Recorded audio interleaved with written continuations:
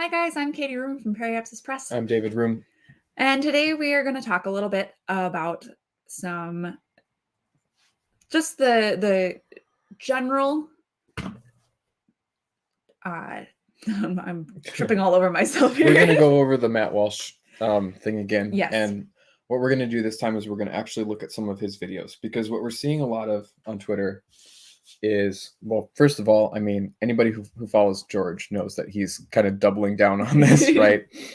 And what we're seeing on Twitter is a lot of Matt Walsh apologists coming out of the woodwork, and they're saying things like, you guys, he's just trolling. Yeah.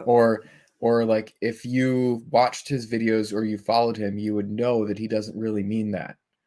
And I guess, number one, we know, but number two, he does mean something that we disagree with, and it's worth disagreeing with him about, and it's worth looking at his videos. And we were thinking about doing this a couple weeks ago, but we just didn't feel like it.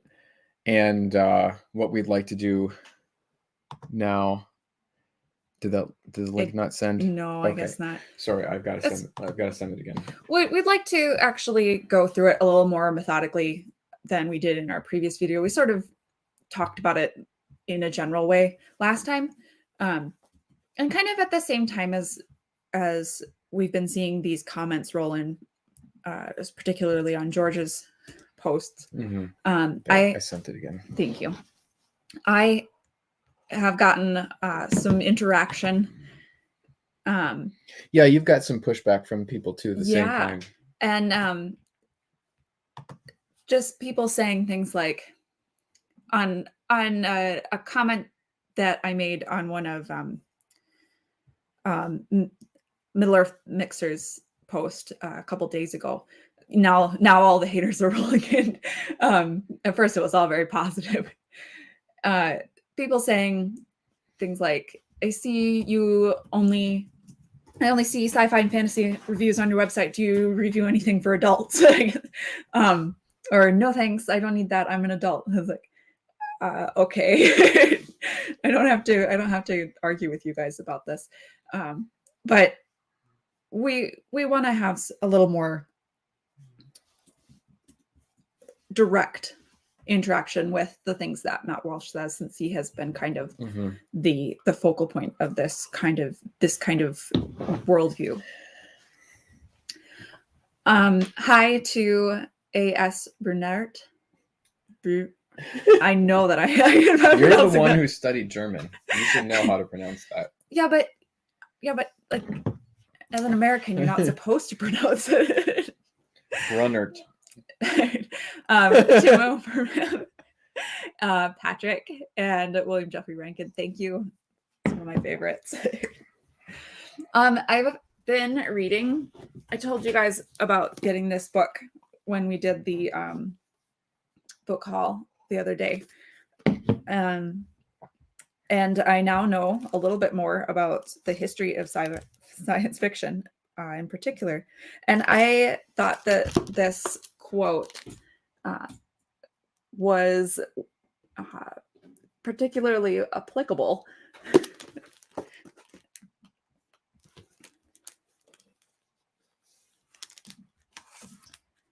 see if I can find it now.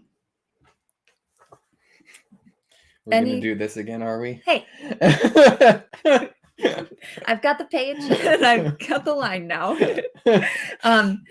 Any fiction involves some make-believe, and one incapable of flights of fantasy had better stick to nonfiction.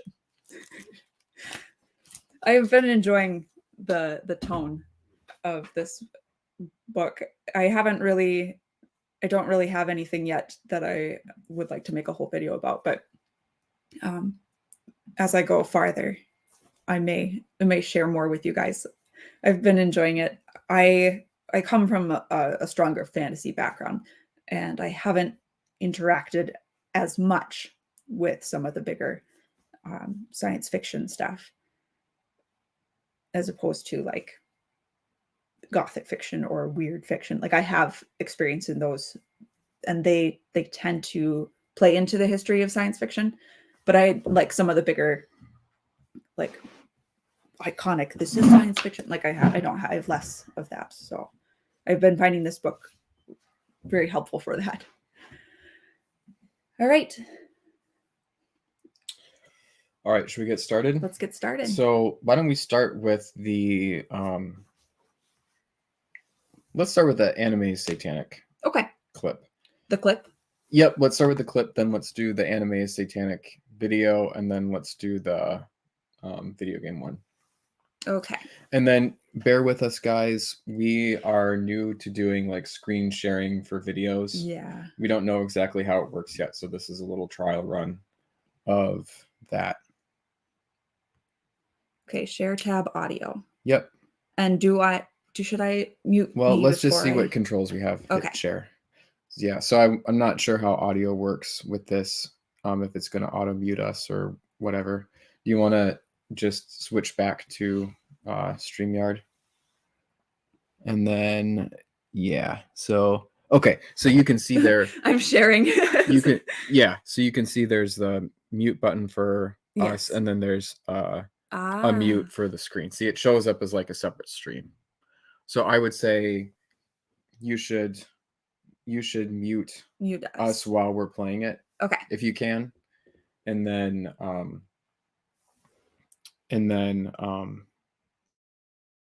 do is pop those out into, let's see if you can pop it into separate windows, and then you could have them side by side so you don't have to switch back and forth with the tabs. How's that?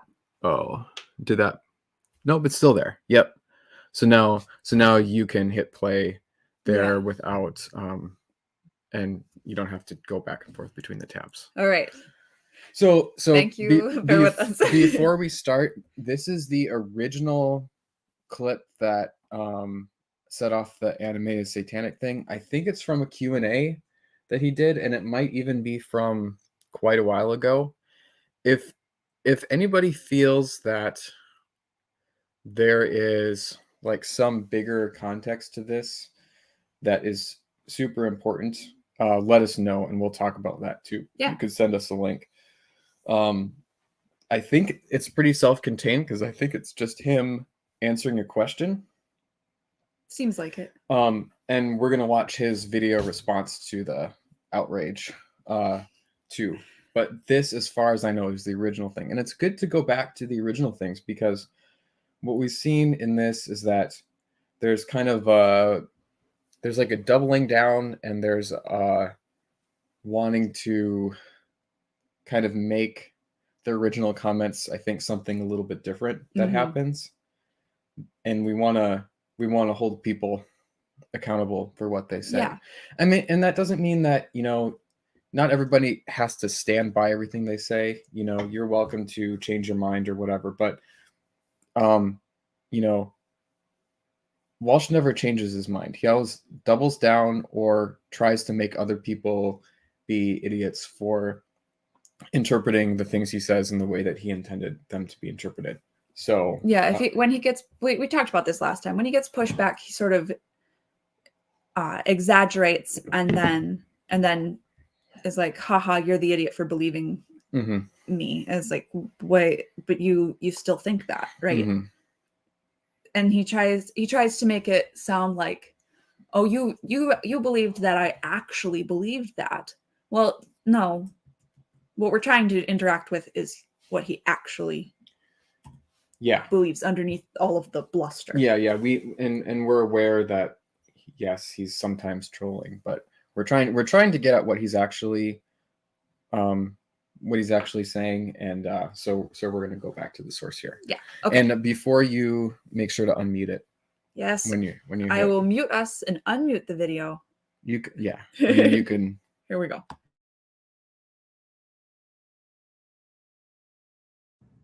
What's your opinion on anime? It's really popular amongst teens and young adults. I think it's all satanic. I have no argument for it. I have no argument for why it's satanic. It just seems that way to me. All anime to me seems weird, just like bizarre, creepy. And in general, I don't think that adults should be, whether it's anime or any other kind of cartoon, With rare exception, adults really should be watching cartoons in general, I would say. What's your opinion on anime? It's really popular amongst teens and young.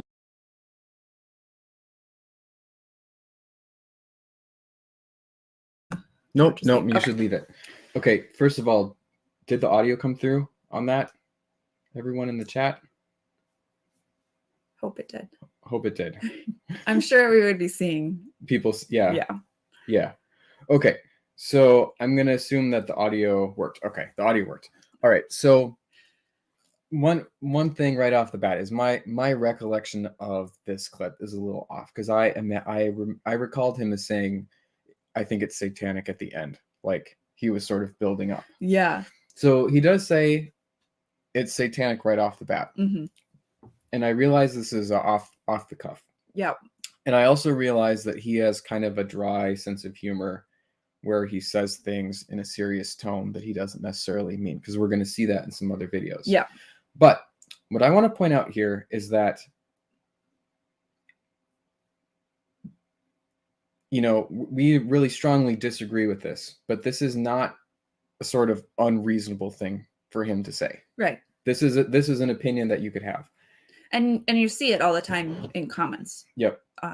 So in support of Mhm. when he does something, Mhm. and he says like, I was trolling. Yep. People who believe I actually believe that anime is satanic. You always see in the comments, well, it is, right? Like people being well, and who knows if they're being honest or whatever. But and first of all, too, I mean, you know, calling something satanic is also not like a crazy, wacky thing to do either.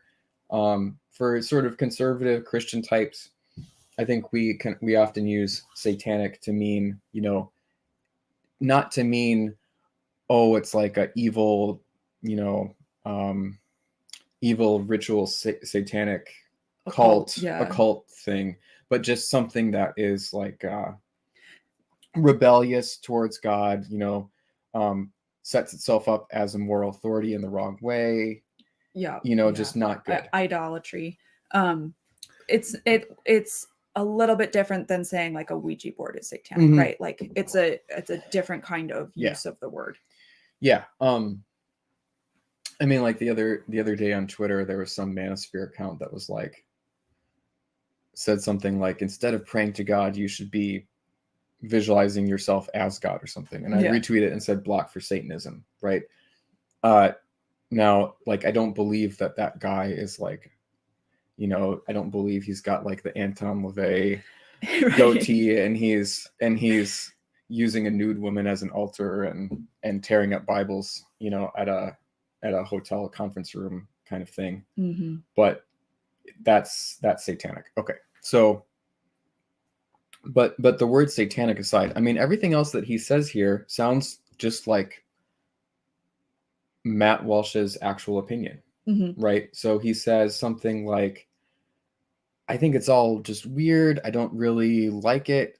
I can't really explain why I don't like it, but I don't like it. Mm-hmm. And I don't think adults should really watch it or any other cartoons. Yeah.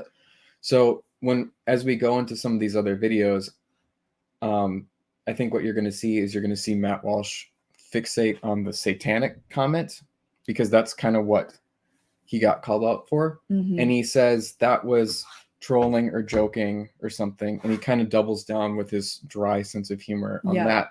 But he doesn't really address, to my recollection, he doesn't really address those other comments. Yeah, he sort of tries to divide it, right? Yep. He said, my anime is satanic statement is trolling, and then his actual opinion is just sort of like swept under the rug. Yeah. And what I would ask, you know, if I had Matt Walsh in a room or I had him on camera, I would ask, you know, was the whole thing a joke? Do you actually find anime weird and kind of believe that adults shouldn't watch it? I mean, he's allowed to think that. Right. But is that actually your opinion? So that's, or was it just just saying it's satanic part that was the joke? Mm-hmm. Right. Right. Our position, right, I think, is that him saying it's satanic is a bit of an exaggeration on his part, that he knows it. Maybe either intentional or unintentional deadpan kind of exaggeration, but the rest of what he said here was actually his honest thoughts, his honest off the cuff thoughts about That's it. what it seems like to me. Patrick. Yeah. You can ask him what is anime. Yeah. That is actually probably a good question. And that's something else that we're going to get into, especially with the video games, is like, I don't think that he actually understands what he's talking about at all. Mm-hmm. So, all right, should we go through his response to the anime satanic video? Yeah. Did you have anything else that you wanted to say about this? No. I mean, we could dissect it word by word, but I think it's more the general impression of it that I think is what matters here. And our opinion on anime is that it's not a singular thing. Yeah. Just like the novel isn't a singular thing. Mm-hmm. That's why his statements are so ridiculous and spark so much frustration in people who try to interact with his opinion on it, because it's not all the same. And then it's a medium. And then you'll have these defenders come along and he's like, well, obviously he doesn't believe that all of it is bad, right? It's like, well, did you watch his video? Yeah, we're gonna see about that when it comes to video games, because he walks an interesting line in his video about video games. Yeah. That I think, even if you take a really, really charitable view of what he says, which, being somebody who doesn't really like Matt Walsh, I don't feel obligated to do.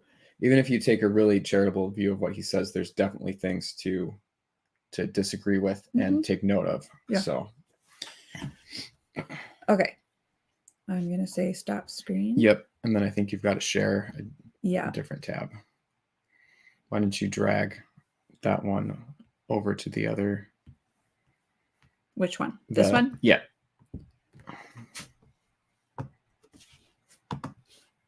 Oops.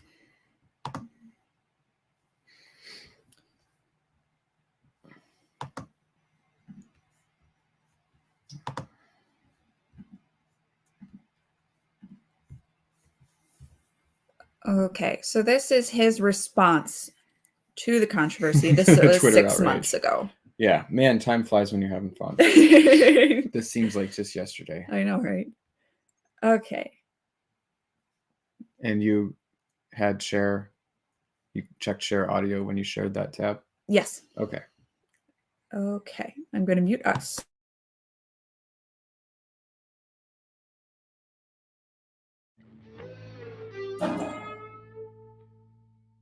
Yesterday on the show, I briefly mentioned a controversy that had at the time only recently started simmering.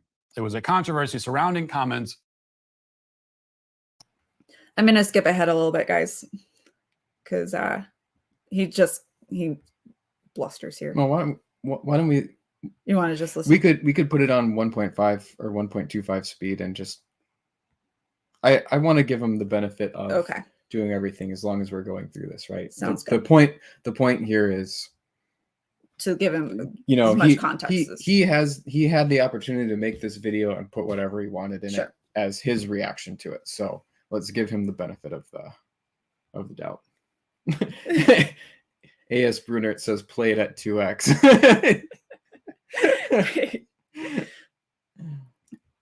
All right, I got it at 1.25. I think. Yeah.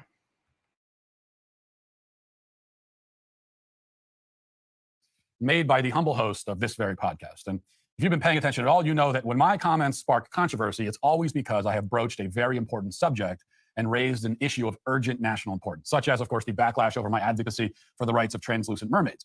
The topic this time around isn't quite that serious, but almost. So, as I detailed yesterday, during an all-access live chat this past Friday, I was asked to give my opinion on the subject of anime. And I spent about 35 seconds on the subject in which I stated that, from my vantage point, anime is satanic. Now, I acknowledge that I have no argument to support that view. I have no perhaps Okay, so far he is not, you know, he's just gone into this, you know, he's not denying anything, right? And I mean, I think we're supposed to still kind of wonder here whether he's being serious about what he's saying right now, right? He's kind of creating this sense of you know, you as the listener kind of being unsure of what he is actually saying. And we've talked about this as a technique that you can use on Twitter for engagement, where you kind of, you know, you say something that people generally agree with, but you say it in a vague or unsettling way, or say something a little bit contrary that makes people kind of wonder. And I think you can see him starting to do that here. Why don't you actually just crank it back to 1x, because he's kind of a fast talker anyway. Yeah. Doug Wise is like trying to catch up. Yeah. And he's funnier the faster you Jeff is demanding that we play it faster because he is caught up. Oh. And he wants to listen to it faster. All right, I'll put it up a little bit faster then. No, not faster. Oh, faster. Normal. Sorry. Okay, here we go. reason or justification for it. It is rather, as the kids say, a vibe. Anime has a satanic vibe. That's all. So now still here, right? This, what he said here, if you take this at face value, just gels exactly with what our standard interpretation of that original clip is. Yep. Right. He's talking off the cuff. It's a vibe. He's not presenting any evidence. Maybe a little bit exaggerated, but generally his actual opinion. Right? Yep.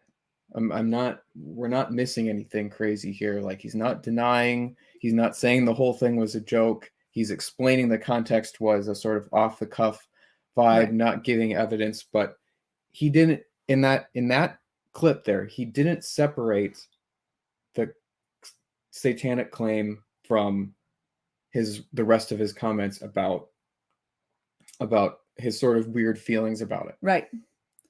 And I think that's kind of important. Yep. And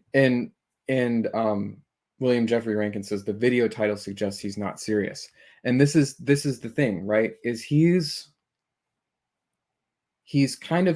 towing this line, right? Where how much of this are you supposed to take seriously? How much are you not? Yep.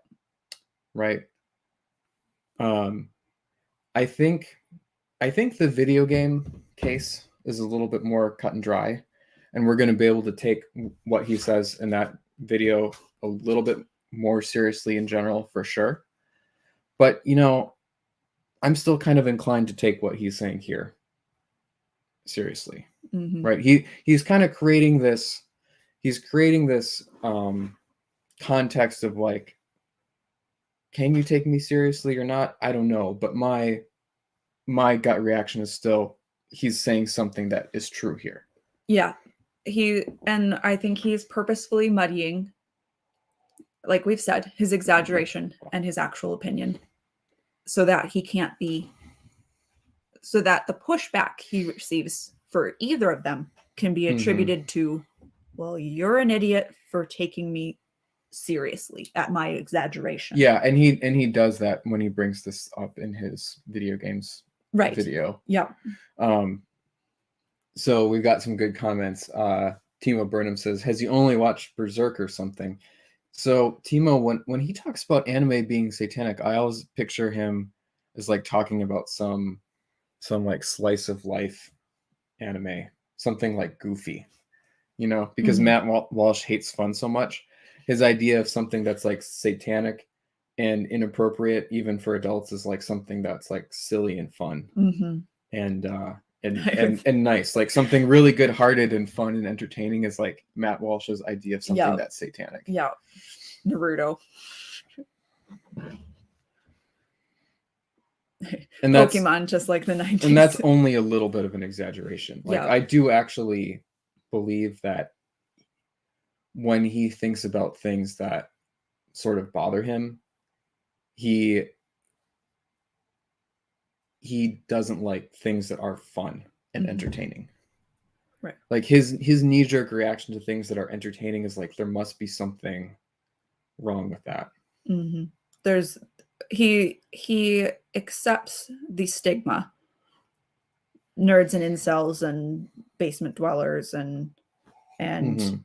um Yeah, he's like picturing anime body pillows and Yeah. stuff like that. yeah. Doug Wise has some ideas about what he's thinking about too. So like anime pornography. Mm, sure. Yeah. All right. Let's keep going. Okay. Have I ever seen anime? Do I even know exactly what anime is? These questions aren't relevant. All that matters is that, as I said in response to a live question someone asked, anime is the work of the devil. That's my truth. Okay. So now my reading of this now is he's sort of shifting. He's starting to shift from like what his actual, and again, like, I want to say, like, our interpretation of this could be wrong, right? Because I can't tell exactly where he's being serious and where he's not here. Yeah. But like, let's just think about what we just watched, and let's think about this. What I think he's doing here. So now I think he's kind of starting to shift from what his actual opinion was. I think pretty much everything other than the comments at the beginning about the mermaid, Yeah. translucent mermaids and stuff so far was like his actual opinion. Now he's starting to shift into, I'm going to start presenting this exaggerated view, right? So he just made a couple statements about like whether he even knows what he's talking about. Yeah. And that they're irrelevant. Yeah, my knee-jerk reaction to that is he basically he's actually saying he doesn't know what he's talking about. Yeah. And he is using that now as an excuse to say, you should kind of, like, I don't deserve any pushback for this because I was giving off the hand comments about something that I didn't actually know about. Yeah. And then he also twisted something here. Now he's saying anime is the work of the devil, right? Which I think, I mean, Walsh is Catholic. We're very much not Catholic, but I think I would say that saying that something is the work of the devil is quite a bit different of a statement than is satanic. Right. And then like William Jeffrey Rankin points out, then he just ended that sentence with, and that's my truth. So now he's using this kind of like woke mockery of it. Mm-hmm. Which is interesting because he actually sort of just made the case, what I would say would be unironically, that it was just his offhand opinion. Yeah. So it's like he's doing this kind of like exaggerating, right?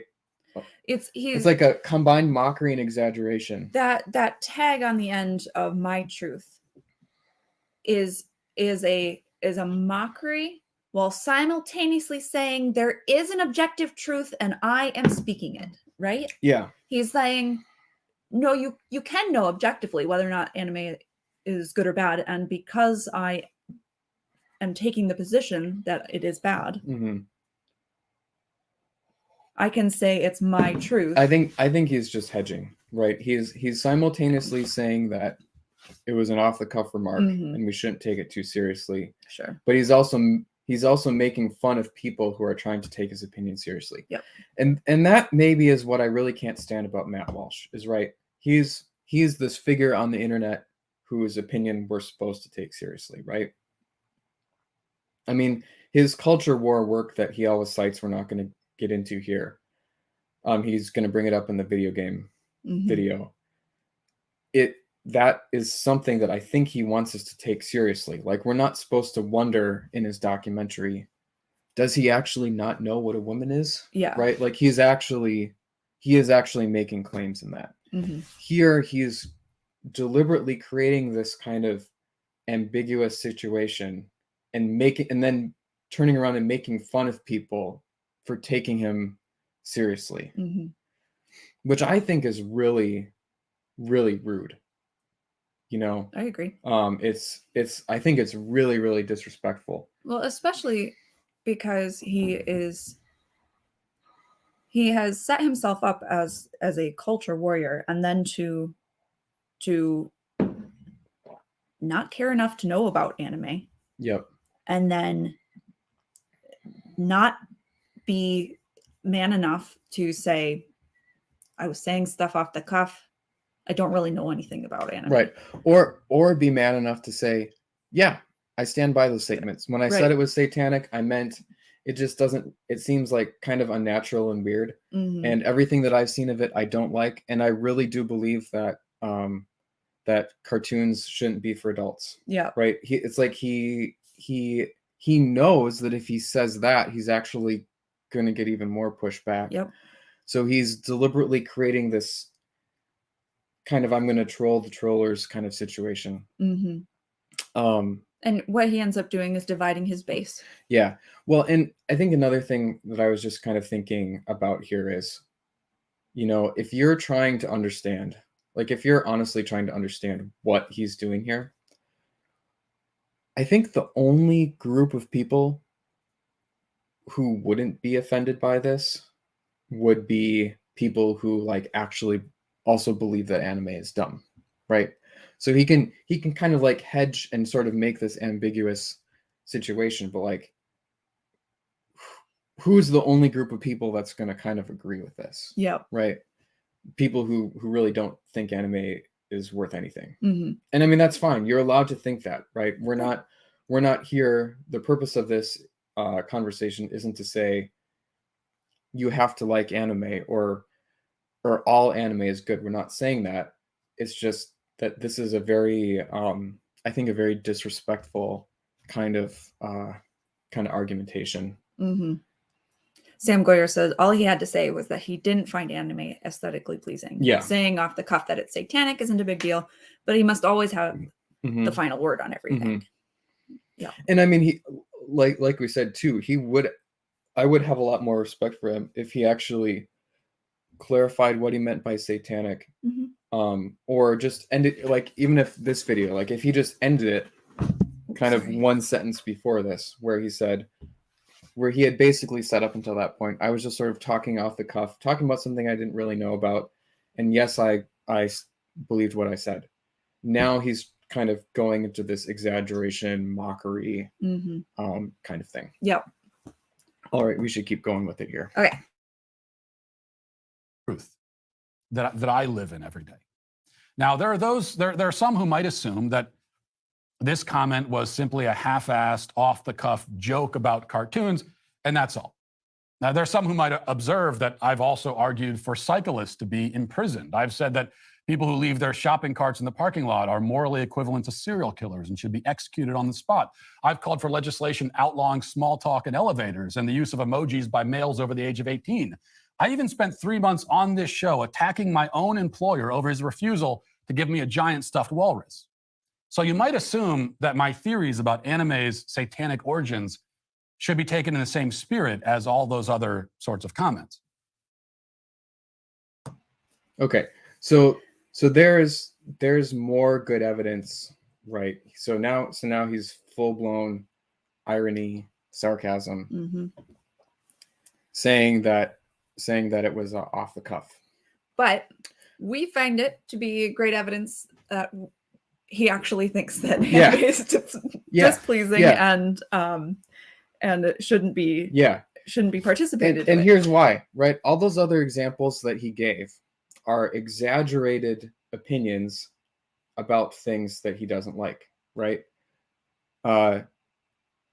what was the one like he thinks cyclists should be executed or something, or imprisoned. or imprisoned.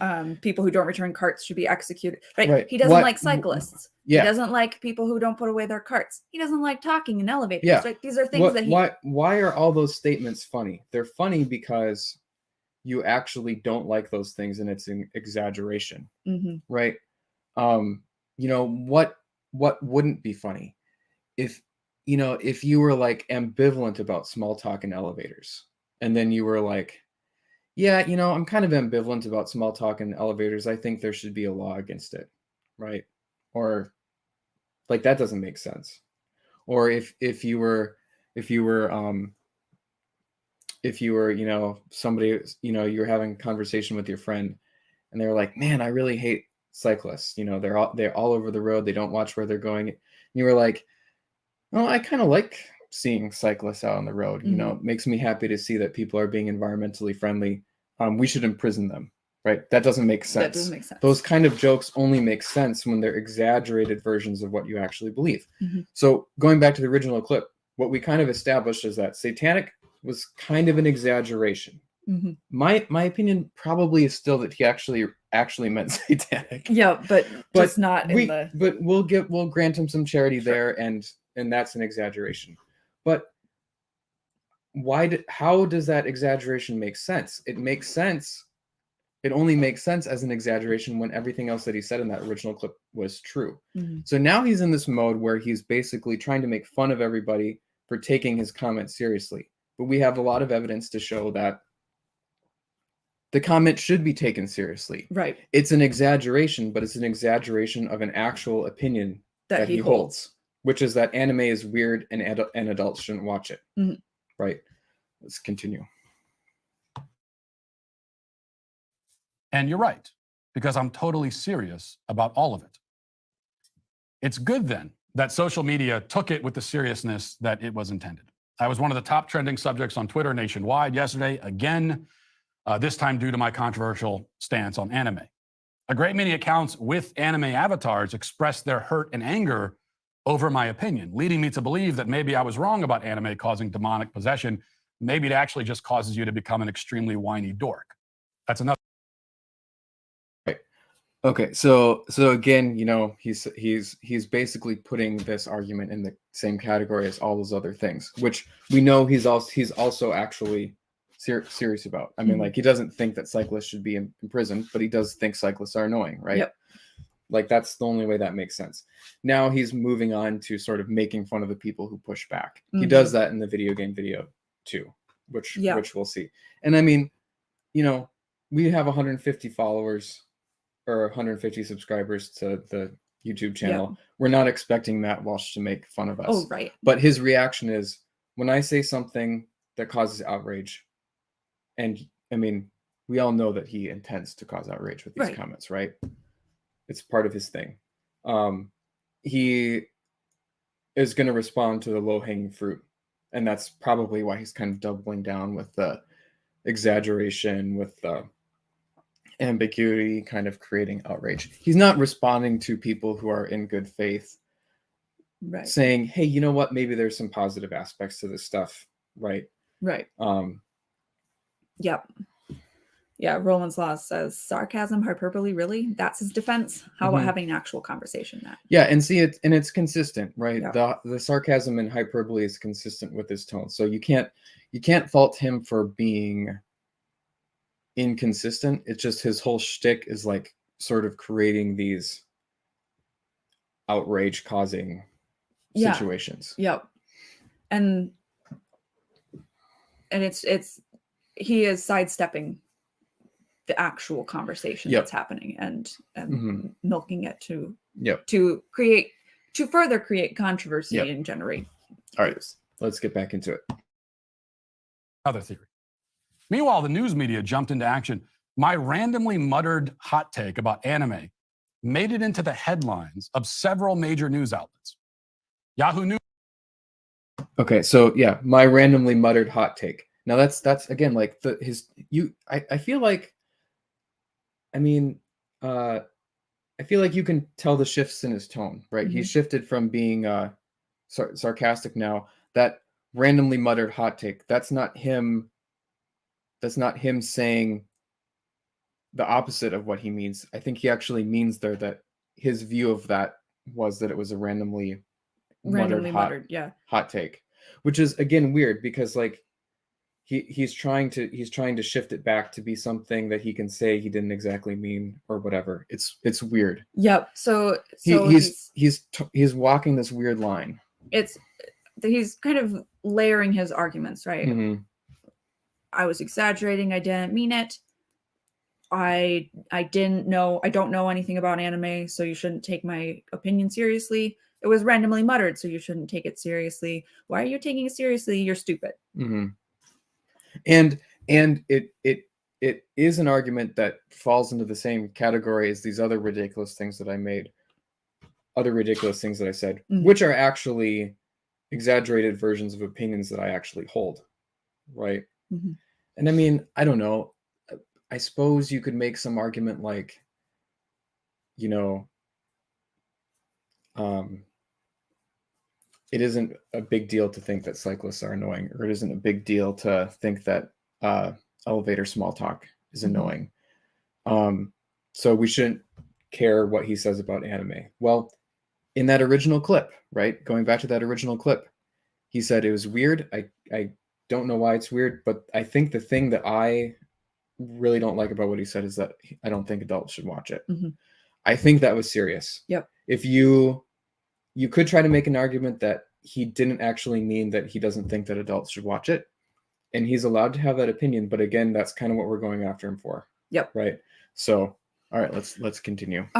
We could also talk a little bit, like we did with a few hypothetical statements in our last video, but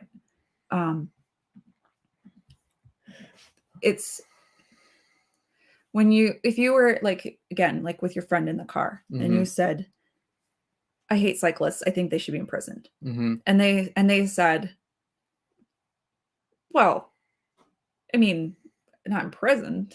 It's like environmentally friendly and you know, blah blah blah. And you were like, well, I didn't literally mean imprisoned, right? Like, yeah, like, yeah, but you still think that they're annoying, right? Yeah. Yeah. Well, and what I was just trying to cover was the base, and maybe this is why some of the people are still pushing back on this, is like, it's like, seriously, why are you guys still talking about this? I mean, Matt Walsh just doesn't like anime. It's just a personal opinion that would be analogous to being annoyed with cyclists. Well, I think the reason is he's an extremely loud voice in the culture war, and he is creating this image of conservatives just not enjoying art. Yeah. And making it a place like conservatism as a group that is unwelcoming to creators. And so the most charitable thing you could possibly try to say is that just a little preference of his is getting blown out of proportion. Yeah.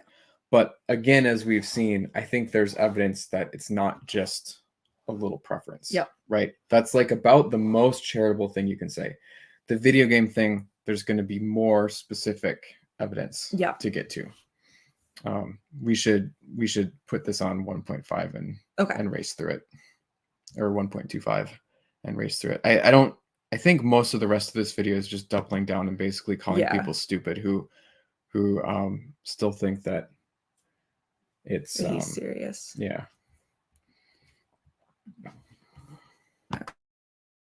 News reports. Daily Wire troll Matt Walsh denounces anime as satanic, though he doesn't know why. Denounces. I denounced it. Mediaite says Matt Walsh declares anime satanic, but admits he's not sure why. The Independent says Matt Walsh says he thinks all anime is satanic and adults shouldn't be watching cartoons. Newsweek takes a slightly different angle. They say Daily Wire host who called anime satanic blasted by real Satanists. Oh, well, if real Satanists are angry about it, then I guess I'm more right than I ever realized. So I can now, with more confidence than ever, say that I stand by my comments, obviously. Well, if you feel like you need more respect in your life, then established titles is your opportunity to earn the title of Lord or Lady and gain that respect that you so richly. Ad break. Ad break. I have no idea. No, that's fine. Just skip. Yeah, skip through the. Yeah. You can back it up a little bit. I just don't want to cut off any of his argument as long as we're. Okay. Shapiro speed. Yeah. With your certificate, you could officially add the prefix of Lord or Lady to your credit card statements, your plane tickets, even your dating profiles, most importantly. And get this, Established Titles told me that the first 200 people purchasing a title pack using my exclusive link will receive a plot within a few walking minutes of mine. That is quite an honor. So depending on how many of you want to become a Lord or Lady, we can build our own kingdom together. Established Titles is actually running a massive sale right now. Plus, if you use the code Walsh, you get an additional 10% off. So go to establishedtitles.com/Walsh to get your gifts now and help support the channel. Can we just admit how hilarious this particular ad is in light of the anime conversation? Anime is satanic, and it leads to demonic possession in upwards of 87% of cases, studies show. Recent reports suggest that listen to this, half of all Pokemon fans will become mass murderers. The other half will also become mass murderers. If any of my critics had ever studied history, they would know that Adolf Hitler, Genghis Khan, Caligula, all were anime fans, or would have been if it existed. In fact, and this statistic is the most shocking of all. I want you to listen closely to this. Nearly 100% of all violent criminals in the country have seen Dragon Ball Z or have heard of it. Okay, so this is all exaggeration, right? Yeah. I mean, to be clear, we don't believe that he actually believes that these are statistics or something. These are just things that he's making up. I think it's kind of funny because he's actually mentioning the names of some popular anime. So he mentioned what, Pokemon and Dragon Ball Z here. So again, I mean, this is interesting. Like we were kind of talking before, this is what he had. This is probably what he had in his head when he made that initial comment. Yeah. Right. The ones that he's familiar with that he thinks are weird. He doesn't like. Old. Yeah. And that are for kids. Yeah. That are. His perception of anime is through this lens of children's entertainment. And thus adults who engage in it are doing something transgressive. Right. And I mean, we don't want to go to the argument right away that, there's lots of anime that's made for adults because I think it's perfectly fine for adults to enjoy this stuff. There's lots of good things about Pokemon, and I haven't seen a ton of Dragon Ball Z, but I like what I've seen a lot. So, but yeah, that's what's going through his head when he's thinking about this stuff. So he's not really thinking about like Berserk. Or he had a writer that came up with these jokes for him. That could be too big. But all right, let's get back into it. Or know someone who has seen or heard of it. The numbers speak for themselves. Though in fairness, there's perhaps no reason to single out Japanese animation in this way. Sure, it's especially weird and unsettling, but it's from Japan after all, so what do you expect? Really though, every cartoon is satanic. That's the only clarification that I'll offer here. All right, and again, so he's kind of making this to be like an exaggeration, but I believe in the original clip, he said something like, I don't really think that adults should watch anime or really any cartoon. I think so. And again, our position is that original clip, maybe it's satanic statement is a little bit exaggerated, but generally the claims he made were not an exaggeration. It was an off the cuff actual thoughts. Yeah. So now he's like lumping in the statement, like basically statements that he made that we believe were serious when he made them into this sort of chain of exaggeration. So at this point, I think if you're going to take everything he says as honest truth, you either have to say that he's sort of like changing his tune here, or that one of these things was a little bit manipulative. Yeah. Right. Like either he was not being either something that he sort of said as an honest belief in the original clip wasn't, and he was like actually deadpan exaggerating the whole thing and doesn't believe it at all, which again, maybe another thing you could say there is like, why would you even say it if the whole entire thing was a joke? Like somebody Right. literally asked for your opinion. You gave what sounded like a reasonable for you, off the cuff opinion. You know, I don't like it, but it's the way you said it sounded like a reasonable opinion. Mm-hmm. Or now he's being dishonest here. Right. Right. So there's this tension. There's this tension. Yeah. So either he does think that adults shouldn't watch anime or any cartoon, or that was part of the joke, is basically what you're saying. You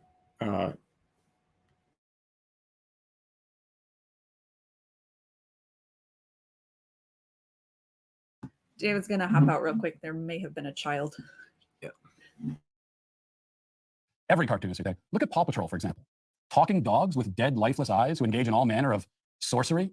The whole town of Adventure Bay cowers in fear under the tyrannical regime of these beasts. Even the mayor, who's really a figurehead, obeys their every whim. There are no checks and balances in this system. The Paw Patrol are given free rein to be judge, jury, and potentially executioners. Now, when you consider that Scripture often uses wolves to symbolize the forces. So again, he's doing that same thing, but here he is comparing it to a literal children's cartoon, right? He just compared it to Paw Patrol. Oh, and yeah. like exaggerated each of the points, right? Yep. So did he say like people shouldn't watch Paw Patrol? No, he either? was like saying like, Yeah. you know, he's summarizing the show in a way that it makes it sound like it's underhanded and heinous. Again, and I think this is the inconsistency here. So it's like, is he actually saying that everything he said in that original clip was not something that he actually believes? Mm-hmm. Or is he kind of making fun of people who are trying to find some meaning in what he's saying? Right. Why don't you just continue? Of evil, you begin to see in the Paw Patrol a sort of perverse satanic fable. And this is still one of the tamer shows. What about Coco Melon? A bizarre, deranged, plotless, hypnotic spectacle which places toddlers into an insensible trance-like state where they mutter incantations, summoning dark forces that they don't understand. This drives me nuts. Like he's comparing it, anime as a whole, to toddler shows, like literal toddler shows. Yeah, and he's doing it because he knows it makes people who take this stuff seriously right, angry. like he knows that it makes me angry. Yeah, right? Like, and you know, Katie and I are not like, I mean, you like anime quite a bit. Anime. I wouldn't really call myself an anime fan. I haven't watched much recently because I was mad at Crunchyroll, so and then like I tried to go back to one of the shows that I really enjoyed got like a season 2 or a season 3, and I went back, tried to go back to Crunchyroll, and like I didn't pay. I just was trying to do the free version. It was like 5 solid minutes of the same commercial over and over, and I was like, screw this. But I enjoy anime, and I find it frustrating to be talked down to like this, as if the entire medium is equivalent to the genre of toddler shows. Yeah, he's either saying that or he's just saying stupid stuff just to continue the outrage. Yep. Let's keep going. These are yet more cartoon-related opinions that I am seriously stating, and which I hope will be taken as seriously as I mean them. Of course, hypothetically, as a thought experiment, if you were to pretend for a moment that with my infamous anime commentary, I was actually just making a random spur-of-the-moment joke about a subject that I really don't care about at all, and that Media Matters is creating... Okay, so again, here's another thing. It was a joke. Okay, what is a joke, right? A joke, like kind of just going back to what we were talking about, it's a joke when it's something that you actually believe. Like it's an exaggerated version of something that you actually believe. Yep. Right. If you don't actually believe it, then or if there isn't some kind of truth to it, then it's not really a joke, right? It's not a joke if you're saying, you know, if it's something that you actually believe, or you're like saying the total opposite, maybe, but like what would be an example of a joke that you would make where you would say the total opposite of what you believe? I don't think he's saying the total opposite, right? Sarcasm. That's the only. Yeah. I think that's.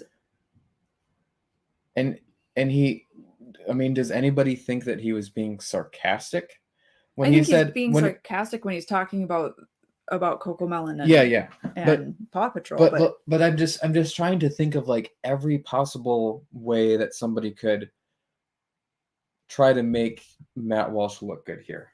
Yeah. Could you say, oh, well, you see, in that original clip, he was being sarcastic. He actually was saying the opposite of what he believes, and that's the joke. Does anybody believe that?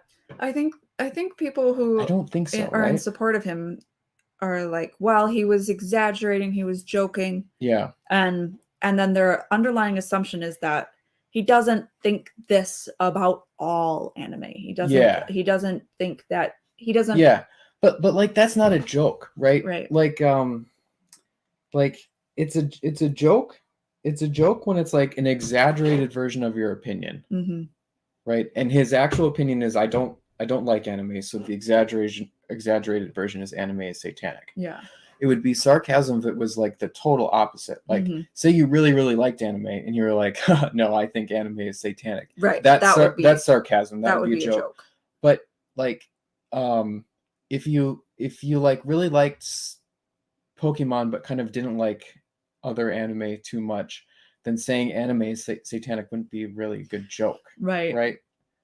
Like, yeah, and if you feel ambivalent about it, then sarcasm doesn't work at all. Yeah. You can't say the opposite of I am ambivalent. Yeah, and you can have like small way. You can have small opinions that you don't take too seriously, like, you know, like think cyclists. I mean, I wouldn't say cyclists should be imprisoned. I think they're annoying. I wouldn't say it, but like you could say that without believing really, really strongly that cyclists are annoying, but it still is like, you know, you wouldn't say that if you were ambivalent. But I'm just digging here to try to see what people argue for him. Like, what's the most charitable way you could take this? Yeah. Like when he says it was a joke, what does that mean? Yeah. A joke, it would have to be either an exaggerated opinion or the total opposite. Yeah. And I think the only way to take it is that it's an exaggerated opinion. And what's the actual opinion? Anime is bad and adults shouldn't enjoy it. Yep. And he says here an opinion that I didn't really care about, on a subject I didn't really care about, or something like that, to that effect, off the cuff. And I think that what we perceive as his actual opinion, that adults should not enjoy cartoons or anime, it is something that he does. It is something that he does actually care about, right? We will see in the video game scenario, that he has made house rules regarding this type of stuff, right? So let's keep going here. Yeah. Being a controversy over something that I forgot I even said 45 seconds after I said it, then in this alternate universe, one might make the following observation. It is sad that we live in a culture where you can't speak off the... I just have to talk about this.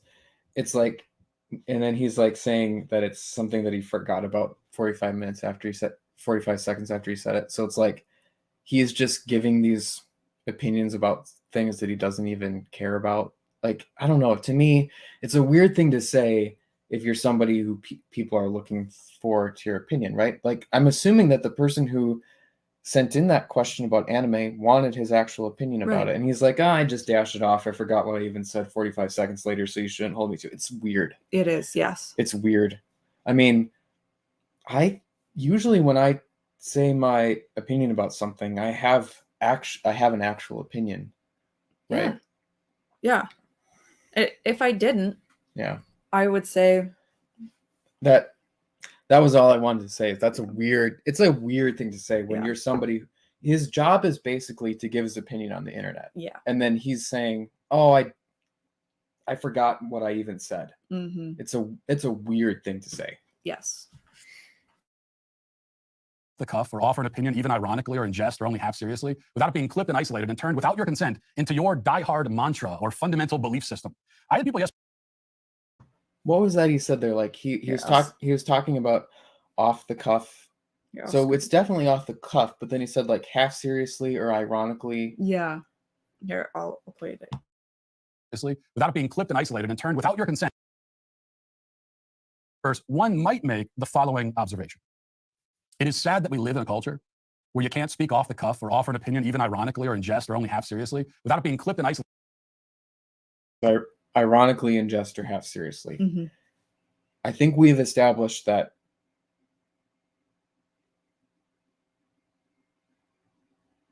he wasn't speaking ironically. Ironically, I think that means something completely different. Yeah. In jest or half seriously.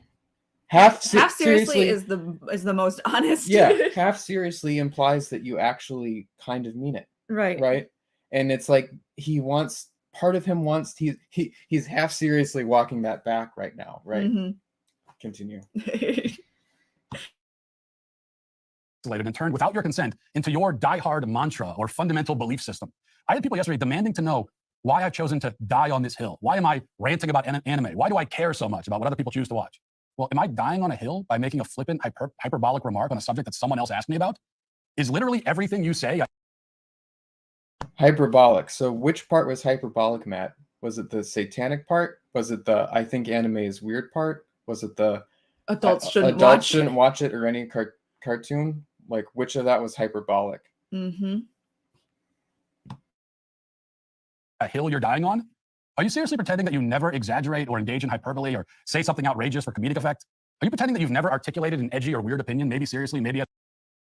Yeah, and we know, Matt, we know that you exaggerate, Mm-hmm. right? The point is that exaggeration is increasing or exaggerating an opinion that you do actually hold. It's Right. not exaggeration if you're saying the opposite of what you believe. Right. Right. It's exaggeration when you're increasing or making something that you already believe more extreme. Mm-hmm. See, he's actually explaining now what he's doing. Yep. And this is supposed to make you think that it's dumb that he's getting pushback. Right. But it's not. Right. Yeah. And I actually remember from the last video, you said vector. Yeah. Yep. Which is surprising that I remember any sort of mathy term. Yeah. So I wanted to trot that out. Okay, we'll keep going here. As a joke, maybe it's a mixture of the two. Are you pretending that you don't understand these methods of human communication that are utterly commonplace and a feature of nearly every conversation you've ever had in your life? He's calling us autistic now for being upset at actually understanding what he's actually saying. He's like, don't you get that it's exaggeration and hyperbole? It's like, yes, we get it. We get what you're doing, and we don't like what you're actually saying. Mm-hmm. Yep. Yeah. We do understand. Do you think that these articles, I mean, I think a lot of the media is kind of dumb, but do you think that all of these articles, even for like non-conservatives or people who are like pushing back, don't have some concept of like who he is and how he operates? Right. Everybody knows. Yeah. He's basically calling his entire audience, he's calling whatever part of his audience that isn't bothered by this dumb at this point. Right.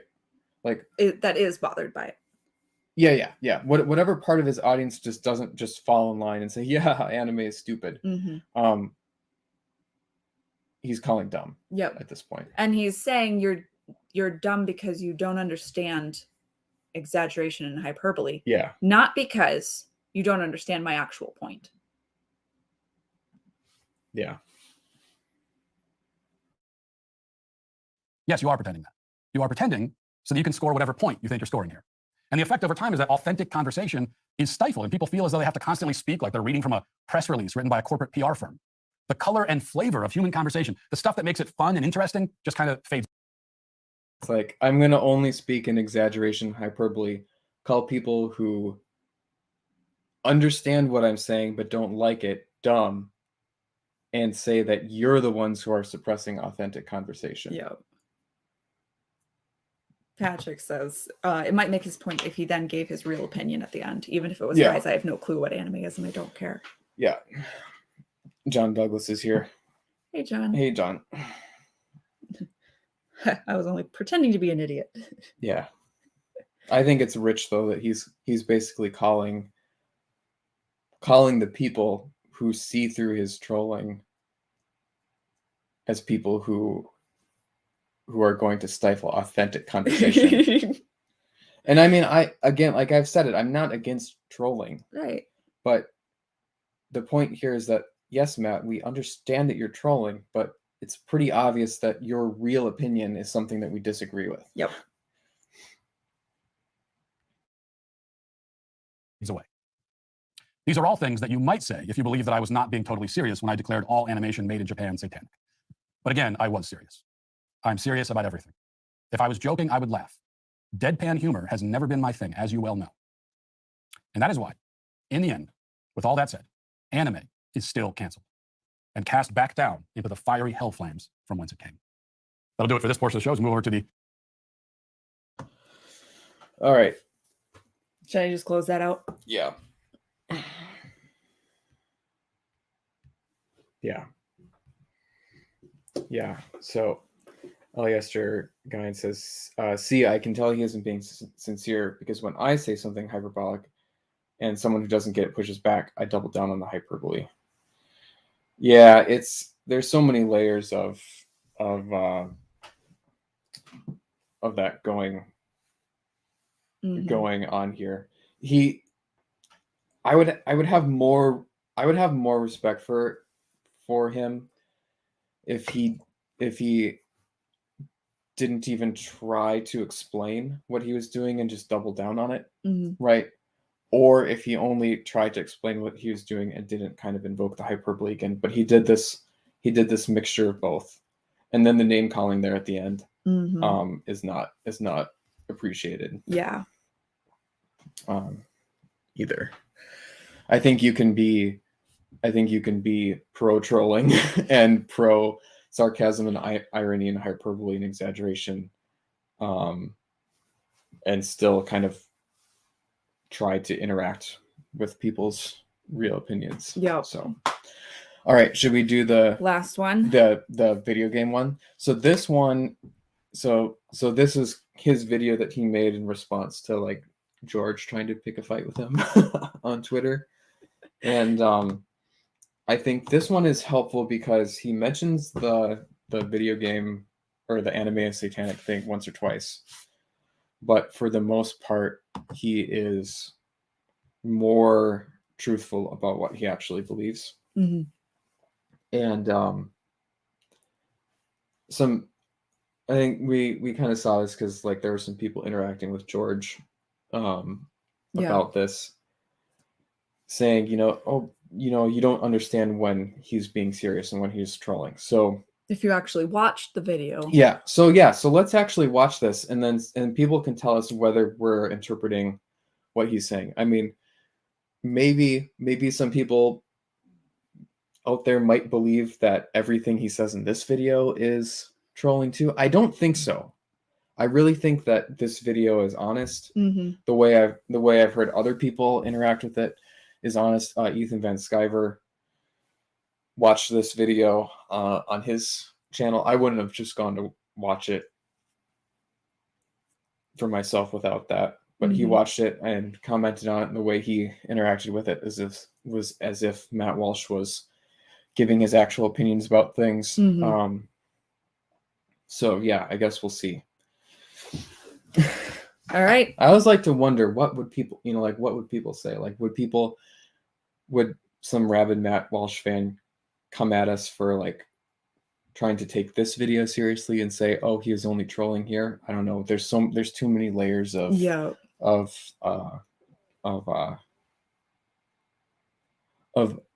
irony.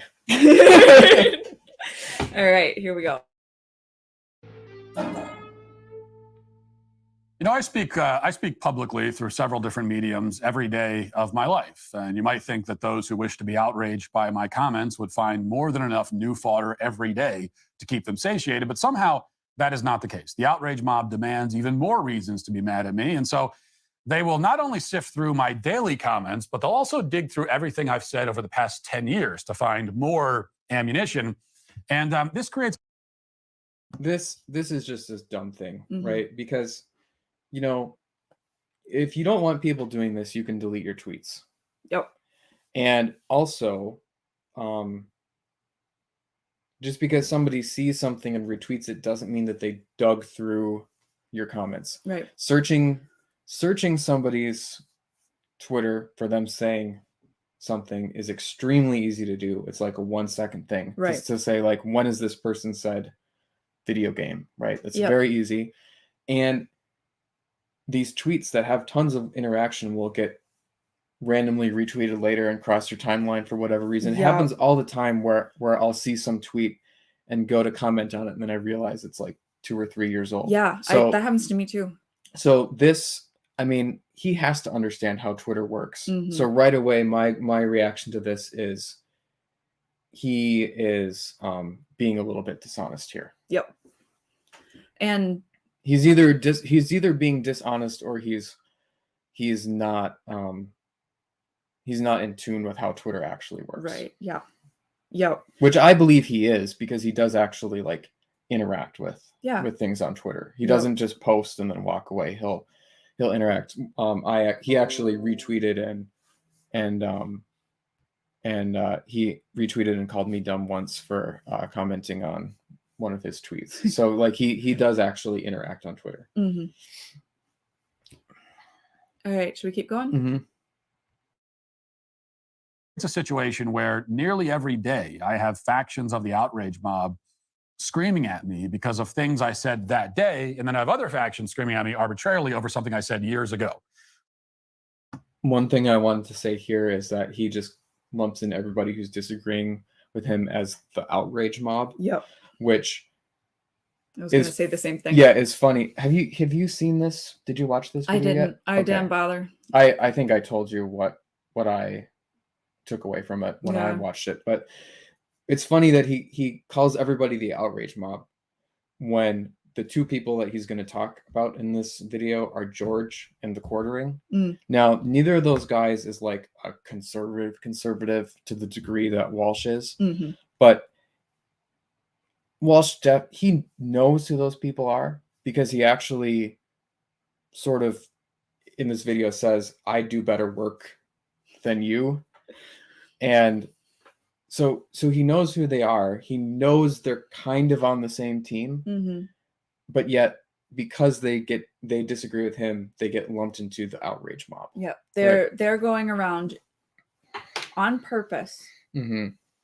looking for things to be outraged about. So When the situation, and I know this because I follow George, right? mhm. Is George was already talking about video games and conservatives because other conservatives had more recently tweeted Yeah. stuff about it. And he was already talking about this kind of thing, which was maybe why Twitter suggested it. Mm-hmm. Yeah, Now- it's a common thing that comes up. You Yep. know, conservatives, pickup artists, you know, Yeah. masculinity Twitter goes after video games a lot. You know, it's Mhm. like a common discussion point. Right. But yeah, I just think it's funny because I think, you know, charitable interpretation of the last video, you know, Walsh is Walsh isn't pushing back on, you know, conservative people who enjoy that stuff. He's Right. pushing back on the woke mob, leftist media, you know, Mhm. whatever, you know, anime perverts, whatever, you know, like Yeah. that's the most charitable version of the last video. This video, he says it's the outrage mob on this side, it's the outrage mob on this side, and two of the people that he's going to interact with specifically are George and the Quartering. He interacts with them kind of knowing who they are. So he's calling names to Mhm. people Yeah. who, you know, I think he knows are not the outrage mob. Right. It's very hard to make a charitable interpretation of that. Right. And maybe you could say that the outrage mob is everybody who sort of jumped on. Yeah, when and he's these not two- talking about George, but Right. I mean, these are the examples that he's going to give. Yeah. He gives a few that aren't them, but like the big two are Mhm. them. So they'll come banging on my door, metaphorically, shouting, "Hey, remember this thing you said on September 14th, 2016? And I'll say, no, I actually don't. That was a long time ago. I don't, what are you talking about? And they'll say, well, here's what you said, and you said it, and we're mad about it 7 years later. And I'll say, okay, well, have fun with that, I guess. I don't know what to do for you. Again, this is really dumb, right? Your job is giving opinions on the internet, and you're basically like, you're saying that something that I said a long time ago, people shouldn't take seriously because I said it a long time ago. Mhm. Like, he's almost arguing here that that his opinion is invalid because because it's old. It's like Yeah. he's like, I don't know what to do. It's like, what do you mean you don't know what to do with that? It's there. Like, your Yeah. tweet is there. Do you still agree with it? Do you not? I mean, he's not obligated to interact with people, but he's doing it here. And the first excuse that comes into his head is like, well, I know my job is giving my opinion on the internet, but you're barking up the wrong tree if you think that there's meaning in that. It's so weird. Yeah. It's fine. It was an old tweet, right? I get that if you were not expecting to have this Mhm. conversation again, Yeah. but Yeah. that's not an argument against your position, Right. like, or for your position. And for all the people who are like, Matt Walsh is a reasonable person, you just can't tell when he's trolling or not. What would be a slam dunk response that would absolutely disprove trolling? And I mean, again, he's not obligated to do this, and he's not going to because he doesn't believe it. But like, people drag up some comment of his about video games, and he says, well, actually, I think video games are actually kind of fun, and I play them with my kids now, right? Yeah. Like, that's an old opinion, and my mind has changed. Now, his mind hasn't changed, Right. but and that's why but he like has to say. but he's going on about how this is an old opinion. Mhm. It's hard to see this as anything but, I'm kind of grasping these things to just create this to create a straw man, just to create this situation that you don't like, Mhm. to create more outrage. Yep. And that'll go about my day. That's usually the way it works. But every once in a while, this randomly reignited outrage provides me with an opportunity to revisit or expand upon an important point. And that's what happened yesterday, when, for some reason, my Twitter mentions became filled with people upset over something that. All right. And I'm hedging here. I don't know if anyone would actually say, hey, you're taking this video too seriously. He's just joking in this video. But Right. like, he basically just said that some interaction is going to give him an opportunity to revisit and expand upon an important point. Yep. So unless we're like 3 layers deep in saying the opposite of what we mean here, I'm going to take this video as like, here's Matt Walsh talking seriously about his take on video games. Yep. I think Which he thinks is important. Right. He's Right? just said. Yep. that I tweeted on March 8th, 2018. And here's the offending tweet. This was me. Video games are a sacred cow because our country is filled with adults who are obsessed with them. That's why we all pretend insanely that there's nothing wrong with or disturbing about a child spending all day killing people in a virtual world. Do you want to say anything about that original tweet? Yeah, so I would say the original tweet is an example of this kind of tweet that I talk about a lot, Yeah. where you say something that's like obvious, but you sort of say it in a way that is going to make people angry. Mm-hmm. And,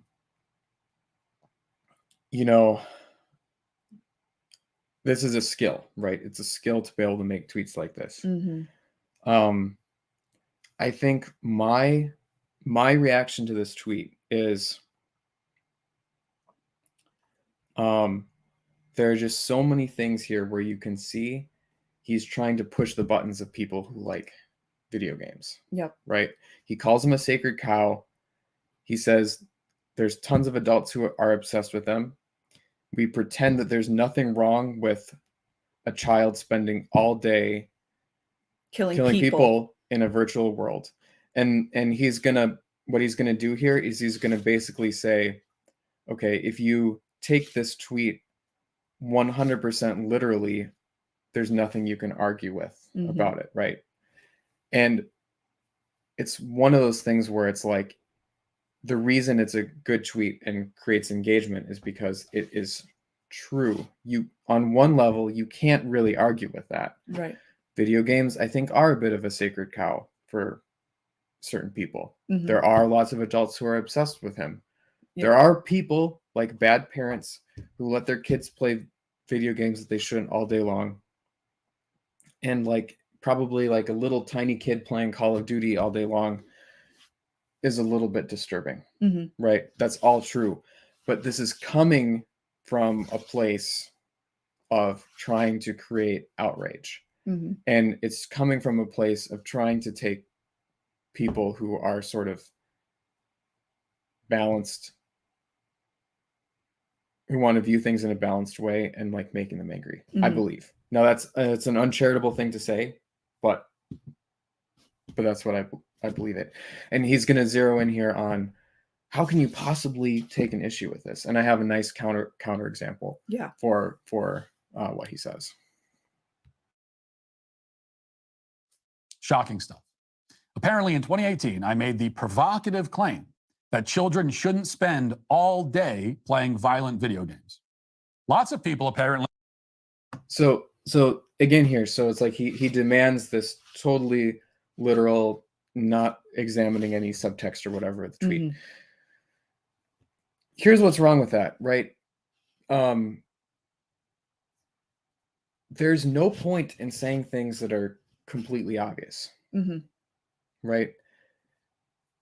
Unless you're trying to get a reaction out of people. Now, we live in a world where there's a lot of weird opinions about things, and some people, like say for example, like Jordan Peterson, get famous just by being a famous person who says obvious stuff. And I would kind of say Matt Walsh is in that category, but it's still kind of like based on saying things that are stirring people up and creating outrage, right? Whether you're pushing the buttons of the left or you're pushing buttons of normal people who kind of enjoy stuff.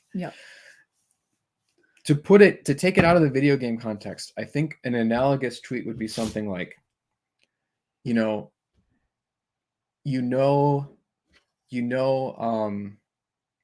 that alcohol is a sacred cow in this country because there's tons of adults who are obsessed with it, and nobody thinks there's anything wrong, or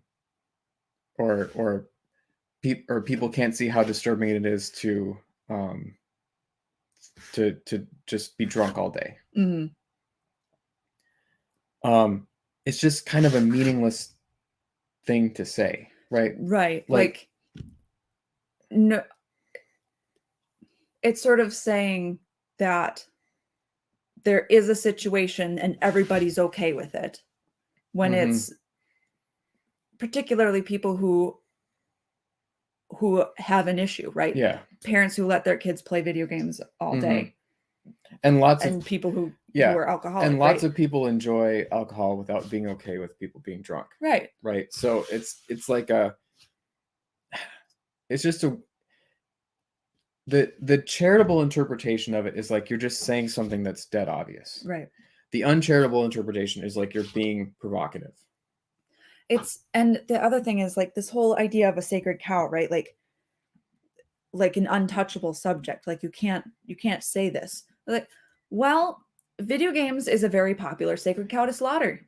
Now, if you said the exact same thing about football, American football, you would get the same kind of outrage. But it's not as popular of a sacred cow to slaughter. There aren't as many people in the comments going, yeah. Yeah, especially in conservative circles. I don't think don't think dissing video games is an unpopular Right. thing at all. Let's keep going. Disagree. We're going to step up the speed. Yeah.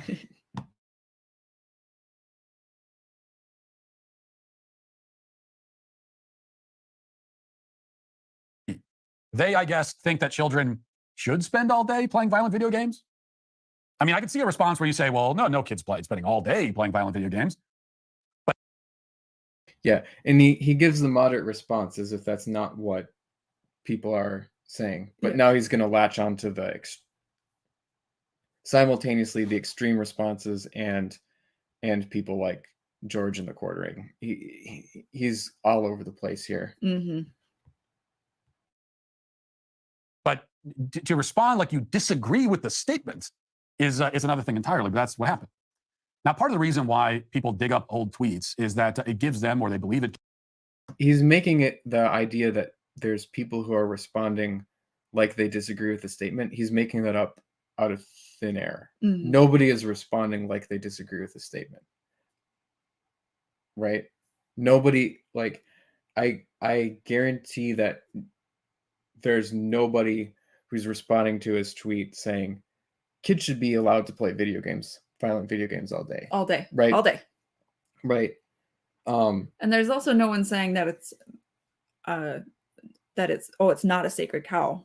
Yeah. Right. Like, no, there is probably people who are saying it's not disturbing. But see, Sure. it's like he's Well, constructed this house of cards. very specific thing. And it's like, if anyone has any criticism, he's going to say, oh, you're responding to, it's like, you're mad at me for saying this totally true statement, when it's like, you're the autistic one here, Matt. Right? Like he's kind of, again, like he's trying to make everyone who disagrees with him be like a crazy person. Yeah. Sorry, and I don't mean to say autistic people are crazy. I'm Right, using but, autistic in the sense of like fixating on details. And then crazy person is Well, he's setting up this straw man crazy person who's like this crowd of this mass of people who think that is totally fine and are disagreeing with the statement on its face. Yeah. And I really honestly think people see through this, right? When you tweet that kind of thing on Twitter, like, it's a very obvious thing. Mm-hmm. So even if they don't understand it, people kind of get that it's being done to stir them up. Yeah. And that's what they're responding to. Yes. Yeah. People understand that he is poking at them. Ali Esther has an interesting comment. I already showed it. Okay. Yeah. And I have to admit, I'm not super familiar with a lot of those logical fallacies. Mott and Bailey sounds right, because that's kind of a straw man type thing, right? Where, let's see, it's a form of argument. The arguer conflates two positions that say one modest and easy to defend and one much more controversial and harder to defend. The arguer advances the controversial position, but when challenges, they insist they're only advancing the more modest position. Sure. I would say that is a pretty good example of what he's doing, because he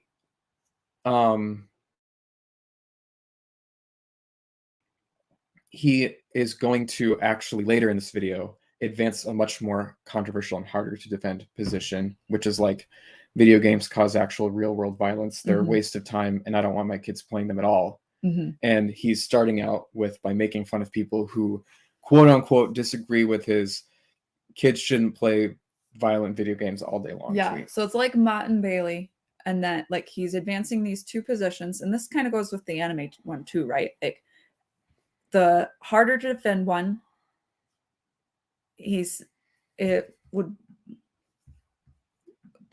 like, well, it's like Mott and Bailey, and then there's like a fake, like a front one additionally, that is the hyperbole. Yeah, it's like a triple thing. There's like hyperbole, my actual moderate position, And attached to my moderate position is this harder to defend position. And the tweet is kind of hyperbolic already, right? Right. Like they're such a sacred cow because everyone's obsessed with them, and everybody, what was it like? Nobody sees how disturbing it is. Nobody sees how disturbing it is that little kids play violent video games all day long. Right? It's so it's very hyperbolic. Gives them a rhetorical advantage because they can pluck one statement from the past, completely remove it from the broader context and conversation it was a part of, ignore everything else I may have said about that subject at the time to flesh out my views, and instead they can engage with this one statement as if it was made in a void. I don't know what he's talking about here. We won't go into it, but we're gonna assume that he is gonna actually flesh out his position in this video, assuming that it's honest, and we're gonna deal with that. Yep. Yeah. I have no idea what context he's talking about. Yeah. It's a clever way to make a straw man out of somebody's argument, even while quoting them directly. It may be a correct quote, like I did say that, but it's only one part of a larger thought. And the larger thought is lost, leaving only the one single piece that you have isolated. For an example of how this works, here's what a guy named George Alexopoulos, who has a relatively large social media following apparently, here's what he tweeted at me yesterday in response to my tweet from 5 years ago. He said, quote, "Video games are a medium, not a genre, you bearded puritanical Philistine. If your child is only playing games where he's murdering people, get educated and buy him Minecraft, Rocket League, Mario Maker. Better yet, play games together and bond. Debate me, Matt." He wants to. So this is not the first thing that George tweeted at Matt. So I think it's funny that this is the one that he picked. Mm-hmm. What was the first thing? He had been doing it for like a week. And this was finally the one that Matt responded to. Okay. I think because of the insults. But you can see George interacting with the children playing violent video games and simultaneously saying, you don't know what you're talking about video games, because there's all this wide range of things that are not violent video games. Candy Crush falls under video games, right? Like, well, and the charitable interpretation is like of Matt Walsh is that he's not talking about those things. He's talking about violent video games, right? Right. Yeah. So, should we find out if that's what he's actually talking about? Yeah. Debate me about this point from 5 years ago. Now, I'm aware that non-violent video games exist. However, in that one particular statement 5 years ago, I was specifically talking about violent video games, which also exist. Yes, violent video games are a genre, and I was talking about that genre. Okay, so just because I'm talking about one thing in particular, it doesn't mean that I'm denying that other things also exist. It's just that this is what I'm talking about right now, or what I was talking about 5 years ago. There was much more straw manning where that came from. The quartering tweet. Bringing up that it was 5 years ago, like that is supposed to matter. It's like that only matters if you've actually changed your opinion, right? Which you haven't. You're taking the time to make the video about it now, so obviously you think it's worth responding to. Why do you keep bringing up that it was 5 years ago? It's very weird. Yeah, it's all part of an effort to minimize to make George look like he's unreasonable. He's being unreasonable. And if you don't want people interacting with your old tweets, freaking delete them. Yeah, it's not that hard. It wouldn't even be a problem for Walsh. It's not going to hurt him. Right. Tweeted, quote, "The right's weird obsession with disavowing video games, anime, and social media is why they will never appeal to most of Gen Z. The base is literally dying off, and most of the voices in the community are actively refusing recruits." Well, with all due respect to Jeremy from the Quartering, I think it's safe to say that I have recruited more people into conservatism than he ever has or ever will. I do sometimes, I have to admit, get a little bit tired of hearing lectures on effectiveness from people who are far less effective. Like, I don't honestly know what he's talking about here. Like, does he actually think that, like, what is he even talking about with people getting recruited into conservatism, right? I don't understand it. Like, does he think that his documentaries and kids' books are like making people change their minds? Is like anybody actually watching that stuff and changing their minds? And I'm not saying that George or the Quartering are like changing people's minds either, because that's not how I think about things. Right. It's I just don't weird. I don't think of conservatism as a religion that people get converted into. Yeah. I And our mission isn't to like convert people. It's just to make good art and Yeah. good culture for ourselves. that's our goal. That's Yeah. our goal. And I just, the way he's talking about this is so odd. Like, Mhm. oh, it's fine if I alienate the stupid people Mhm. when I've done so much Yeah. for conservatism. Yeah. You can definitely see how he thinks about this and how he sort of puts people into boxes Yeah. and groups and everything. And this, like, just had another thought. This kind of goes with what we were saying earlier about someone who doesn't understand or interact with culture being what he perceives of as someone who Mhm. fights for fights for culture. Mhm. Because people say he's right, because people become conservatives after engaging with him in some way, Mhm. he perceives He can't be wrong he- about yeah about other stuff. yeah and because they agree with him on certain things, they can't be alienated. I have been alienated, right? Like I'm not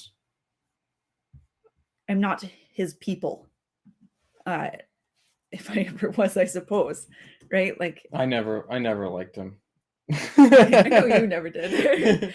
But I didn't before I was heavily on Twitter.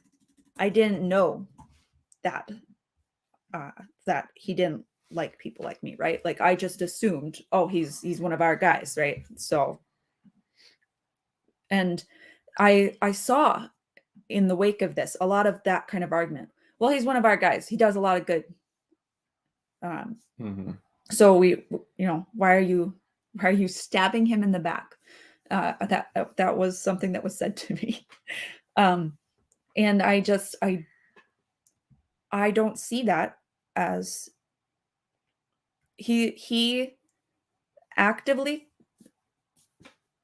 thinks, and I think that I'm fair in saying this, that people like me who enjoy these mediums and storytelling and fun in general Mhm. are participating in something that is detrimental Mhm. to the grander public. Would you say that that's Yeah. I mean, I guess it doesn't matter too much exactly what he thinks, because we're gonna get about us. I mean, because we're gonna get into exactly how this plays out for him. Yeah. But we should keep going. Yeah. We're going really long. Thanks for anyone Yeah. who's still watching. Hopefully people who dropped off will want to maybe catch up later, but we're still going. There's still a couple points that I want to make for sure in response to some specific things that he says, namely about some of his reasons why he doesn't like video games. Yeah. But I think, the biggest points still stand of like how he, he's going to pass these things off as hyperbole. But when you look at his actual position, it still is not something that we disagree with. Or it's still something that we disagree with. And we're trying to honestly interact with that. Right. And I was just saying that, right? Like, using myself as an example, just because we agree about conservative issues doesn't mean that I have not been alienated by his comments. Patrick is still watching. Thanks Patrick.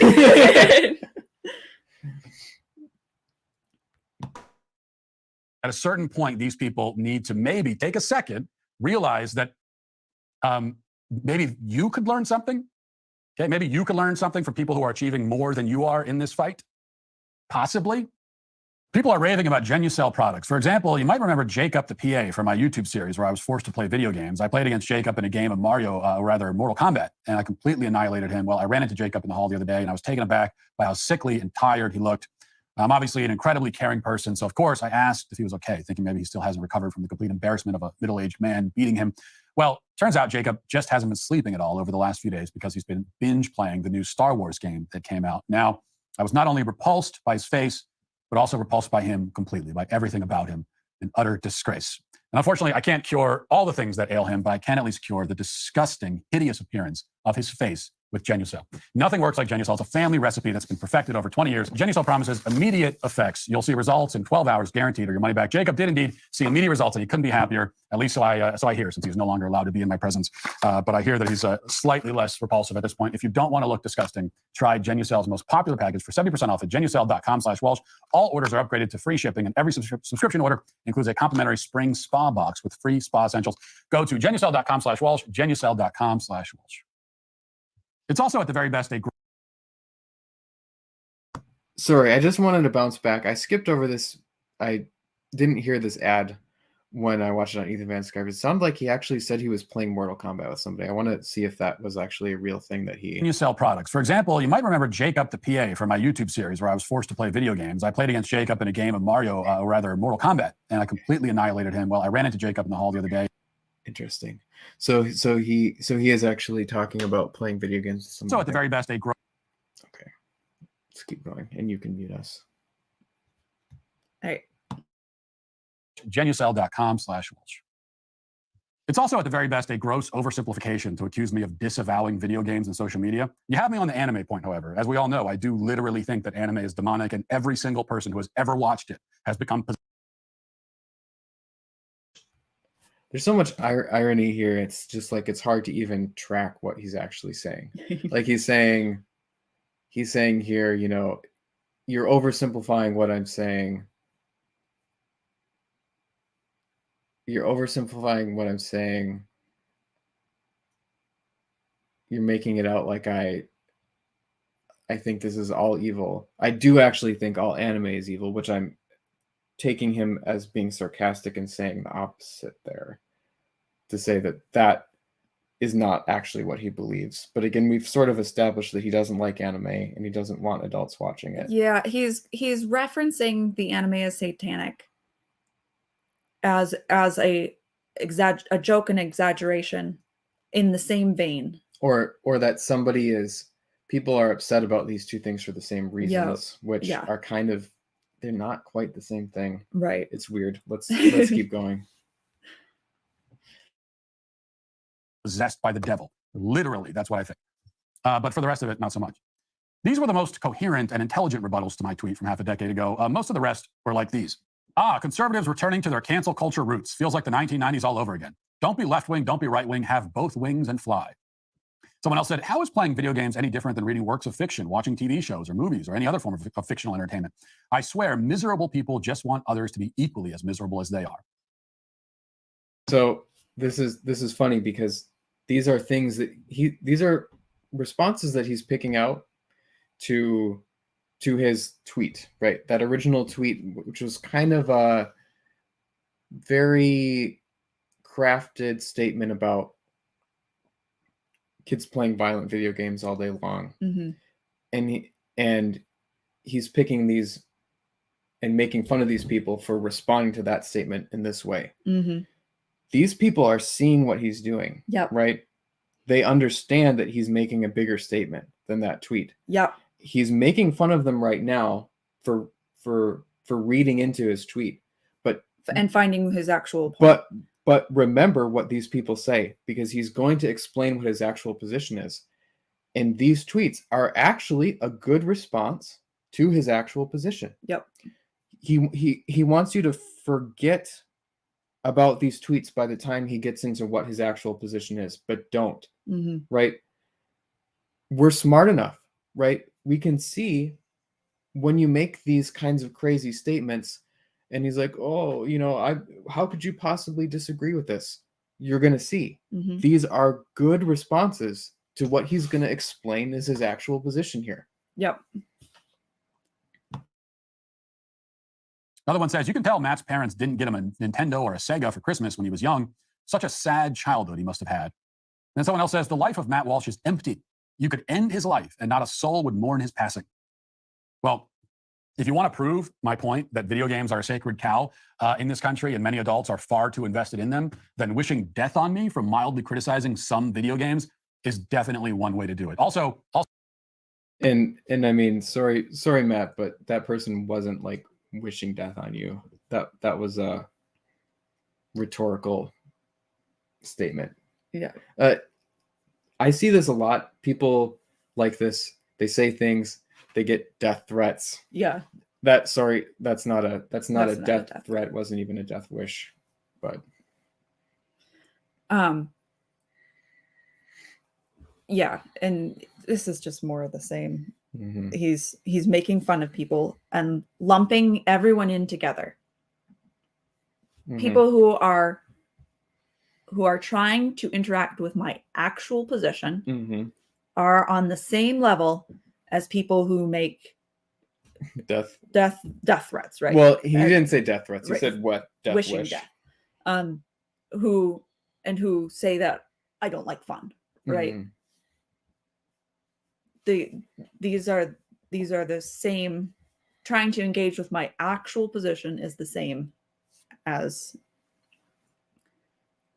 and these people are all less coherent than the people who were addressing part of my statement. Mm-hmm. Okay, keep going. Also, same with the claim that a childhood without video games must have been sad. As it happens, I did have a Nintendo growing up, but most of my most cherished childhood memories have nothing to do with anything I played or watched on a screen. You know, I remember things like going on hikes in the woods with my dad, playing kickball out in the backyard, running around outside all day in the summer, drinking out of a garden hose, coming back for dinner, which was always homemade, and we always ate as a family around the dinner table. Those are the kinds of things that I remember.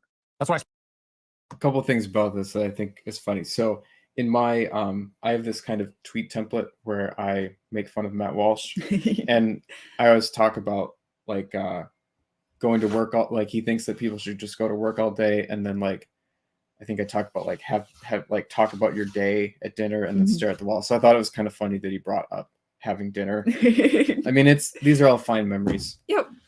And you know, I'm not saying that like, so he said he had a Nintendo as a kid. That's nice. Mm-hmm. I'm not saying that we're not saying that you're a weird or bad person if your most cherished childhood memories are of playing video games. But it doesn't, or the opposite. Like if it's, but it doesn't have to be one or the other, right? I mean, I have really great memories of being a kid and doing all kinds of nice stuff with my family. I have really good memories of playing outside.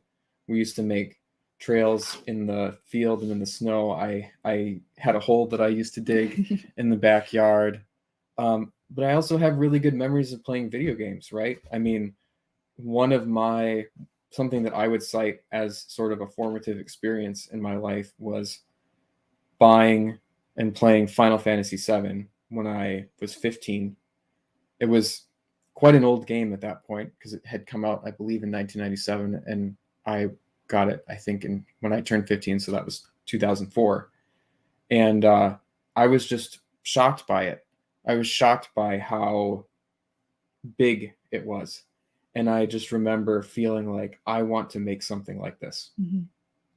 I want to write a story that is big like this. I don't really like, I had read books as a kid and I'd wanted to be an author, but nothing quite like that game really made me want to make things, right? I have a lot of memory. My family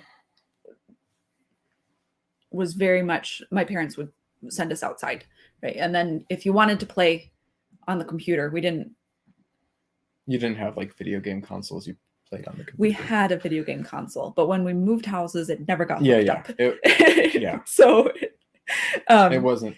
I have a lot of memories of playing outside. I drank out of a garden hose. Good for me. That's not actually one of my most cherished memories, but one of my favorite memories, childhood memories. My parents have a house that is on a hill, and it goes right down. Their property goes right down to the water. And myself and my best friend, my little sister, and then another neighbor kid, all girls. We played down there extensively, but every once in a while, there would be a homeless person who would come and would camp out on the other side because there weren't any houses over there. And we came down, and we were about halfway down the hill, and there was a homeless guy bathing in the river, right? Like that is like an outside real memory, right? Like, and it's just one of those sort of like hilarious things that happens to you as a kid and you think is so funny. It's a bit like, that's like way more like of an event, right? You have memories as a kid that are like events, whereas like eating dinner as a family every day and drinking out of our garden hose and going out to play, those are like routine habitual things that are good but mundane, if that makes sense. I do have a lot of memories of playing computer, and anyone with siblings can tell you, you don't play computer or video games really by yourself. Yeah. So I have a lot of memories of playing with my sisters. And I have memories of playing video games with friends too. We did all kinds of things. We used to play computer together as a little kid.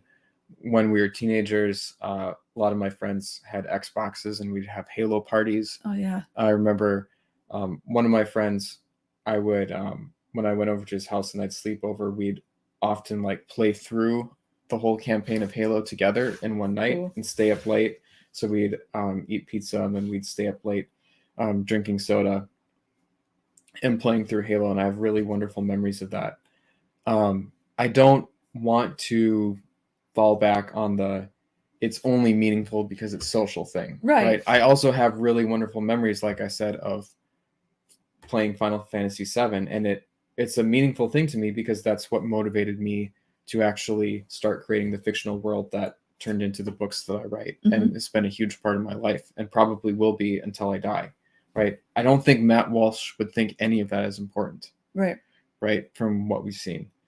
I have other memories of playing through other video games as a kid and just like remembering their stories and remembering how much fun I had. It's, in the grand scheme of things, is it as important as the memories I'm going to have of like my parents and family and grandparents and stuff? No, but it's still real. Yeah. It's still real. That's my experiences as a kid playing outside, running into the rain. Yeah, especially like compared with something mundane like playing outside, like is derping around in the driveway more real than playing Final Fantasy? Oh my goodness, I biked around in circles so much. I don't like. Oh, that's worth so much. It wasn't formative. Yeah. Stories that I interacted with, huge. Makes you think. You play through a game once and you still remember all of the characters. Yeah. Almost 20 years later. Yep. Maybe a little bit more. You could, arguably more important of a memory than drinking from a garden hose. Yeah. I can't get over that detail is the one that you pulled out. It's this dichotomy that they make between real things and video games. Real things are video games is just something that you're doing in this fictional world. It's like, no, video games, I'm playing video games in the real world. It's a real thing that I'm doing. I'm actually sitting in front of the TV. I put the disc in the system and I'm pushing buttons. Like, that's a real thing. Sorry. Patrick's got some comments. He remembers LAN parties in high school. My friend and I almost made it through a Cuban Mountain Dew apiece. Nice. I never drank that much soda, but I have good memories of what I did do. And then he asks, do you think Walsh would have the opinion of no fun, just work as it seems? It would be easy to say, are you going to waste your life with that mundane job that doesn't really matter? Spend time with your family. I don't know. Sorry, I'm not exactly sure what you're asking here. Do you think Walsh should have the opinion of no fun, just work? As Yeah, it seems no it would be fun. easy to say you're going to waste your... Yeah, I get the impression with a lot of these kinds of people that they kind of have this order of importance Mhm. where, especially like for a man,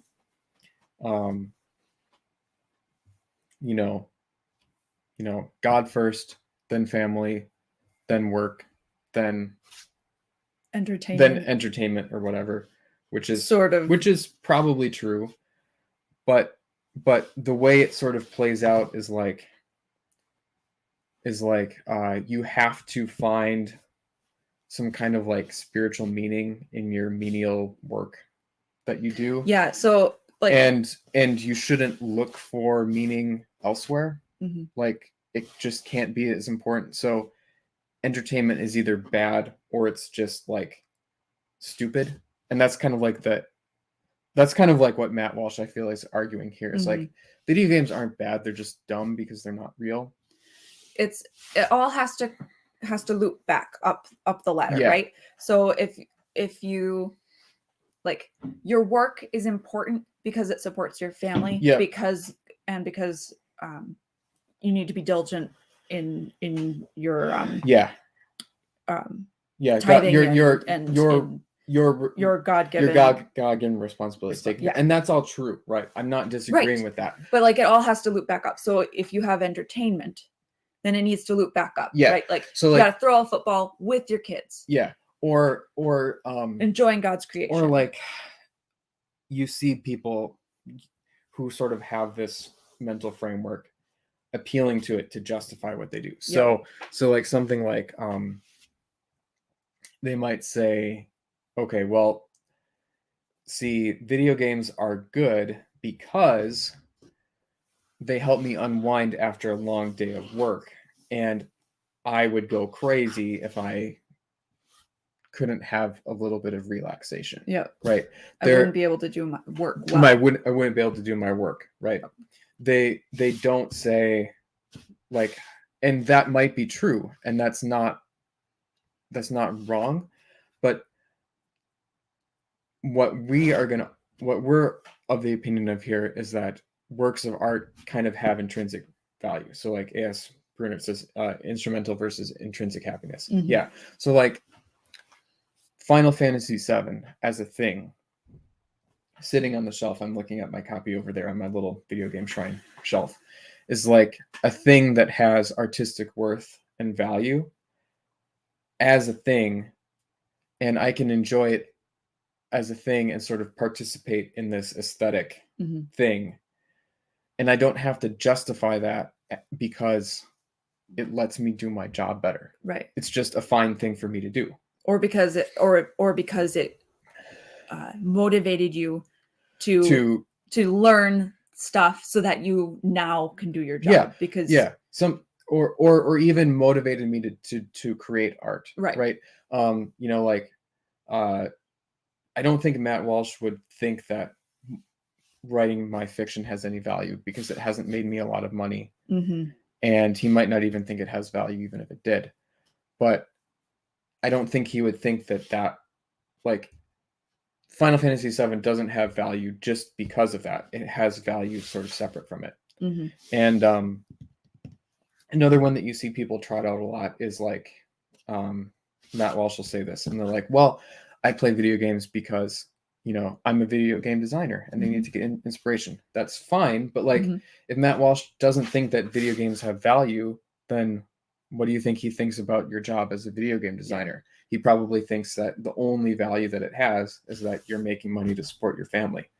I don't know about you, but I want to work. Ideally, my job has some value in and of itself other than just the money that I make for my family, right? I want to feel like I'm helping people or creating something worthwhile, right? Yep. So I don't want to get too hung up on the the sort of various justifications.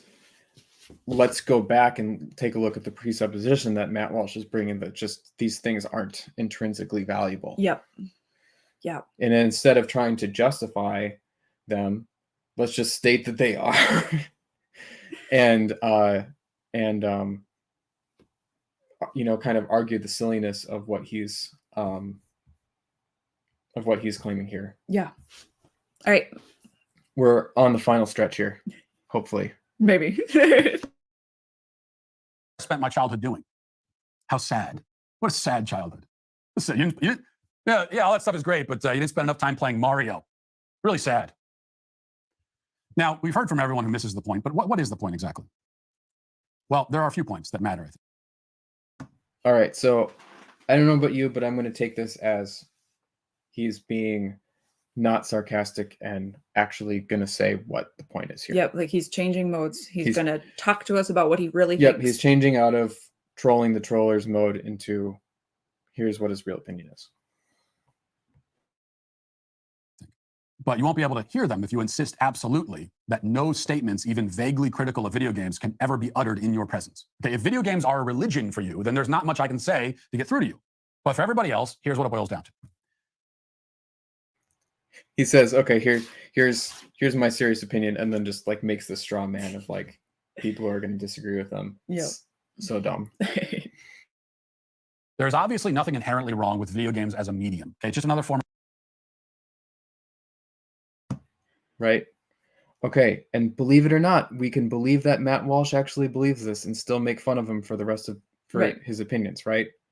Good on him for saying this. You've achieved the bare minimum of what a normal person might believe. Mm-hmm. He probably alienated a bunch of his audience by saying this.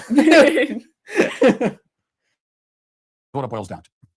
There's obviously nothing inherently wrong with video games as a medium. Okay, it's just another form of screen-based entertainment. And when it comes to our children and to ourselves too as adults, but we're just going to focus on children for now, the two things we have to take into consideration with screen-based entertainment of all kinds are, one, the messages embedded in the content, and two, the amount of time spent on the content.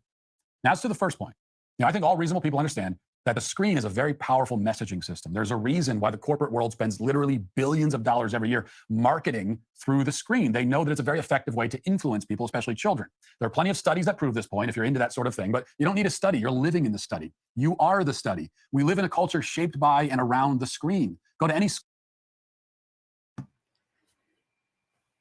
See, no, see, this is, I mean, does anybody disagree with us here that this is his actual opinion and he's speaking honestly here? I don't think so. So why can't he just take this kind of tone from the beginning and just say, here's what I actually believe, right? Yep. Okay, let's keep going. Yeah. There's not a whole lot to say about this right now because it's just common sense. Yeah. School, and you'll find a building full of kids whose values, beliefs, priorities, tastes have been nearly completely determined by the content they spend their days ingesting through the screen. Video games are not the only example of this, or even the most potent example, but they also obviously aren't an exception. They're in that category. There are all kinds of ideas and images that kids encounter in astronomically large quantities every day. Graphic violence is one category. It's not good for kids to spend an exorbitant amount of time consuming graphically violent content, even if the content is fictional and virtual and imaginary. Okay, it doesn't mean that it has no influence just because it's fictional. Among other things. So this is hard. This is hard because I think I agree with a lot of what he's saying here, but he's going to fixate on violence.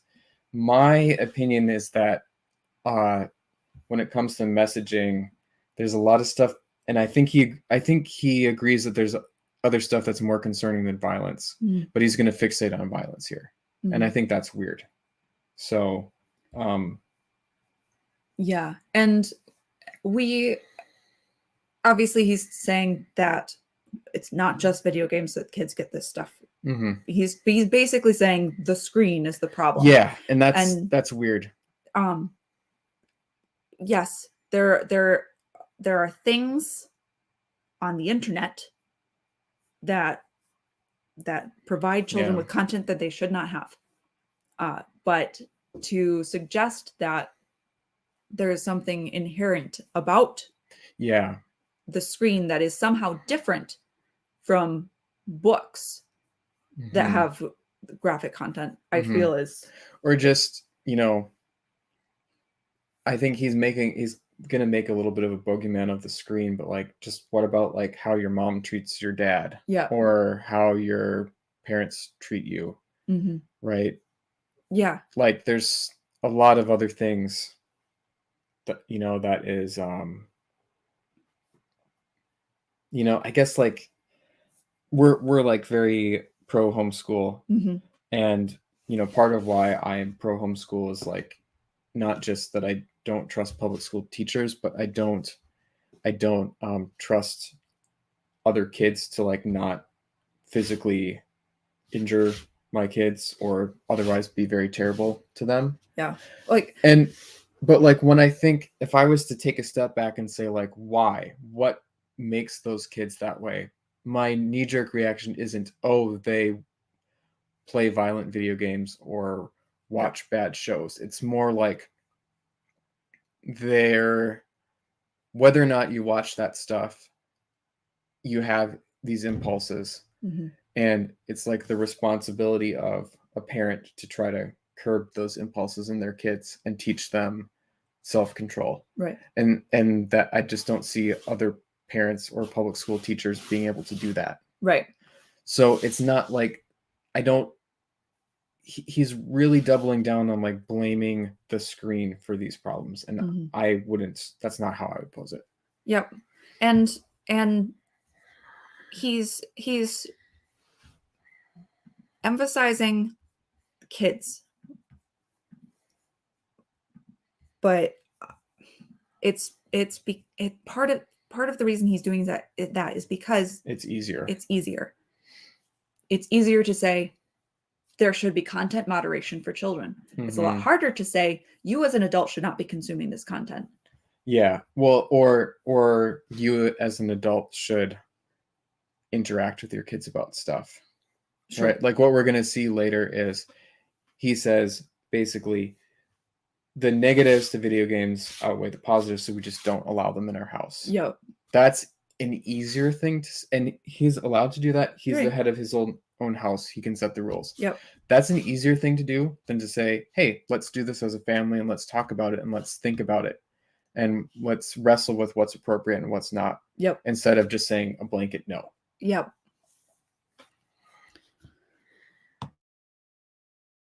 Because it can have the effect of desensitizing their minds and their souls to violence. And the kind of casual cruelty and violence that we so often see among kids today is a pretty good evidence of this desensitization. Like it kind of boggles my mind that anyone could hear an argument like this, kids are being desensitized to violence. Then you hear people say, well, what do you mean? Where's your evidence of that? Where's my evidence of it? Look around you. What are you talking about? You're living in. This I find really inexplicable. So, this is when I say he's like kind of blaming video games for like violent video games for actual violence. I would say this is the part that I would cite. I think that's what he's saying here. I mean, he's making less of a direct link and saying that there's just kind of general desensitization towards violence in our culture that's playing out. That is linked to video games, And if nothing else. Not directly. I don't see that. That's not the way I think about it. Yeah. I really think it's more, and this is me kind of psychologizing, me just talking about my thought process, not saying I'm right, but I'm just contrasting the way I think about this with him. But like, I'm not thinking, like we were just talking about public schools, like I'm not thinking, oh man, I don't want my kids around some of those kids because I know they've watched violent stuff, so they're desensitized to it. It's more like, I don't trust other kids' guardians to have taught them self-control, right? Or given them the tools to be able to resist their natural impulses. Some of this might be a little bit of a difference in like how we think about sin too. Sure. So Walsh is Catholic, we're Calvinists. I think there might be some kind of like, he might believe more in like a corrupting influence. And I don't want to generalize here too much, but like he might believe in a more corrupting influence where as we sort of believe that there is an internal corrupting influence that we're fighting, and that there's evil that comes from the world, but there's also great evil within ourselves that, that we're fighting against with God. Yeah, I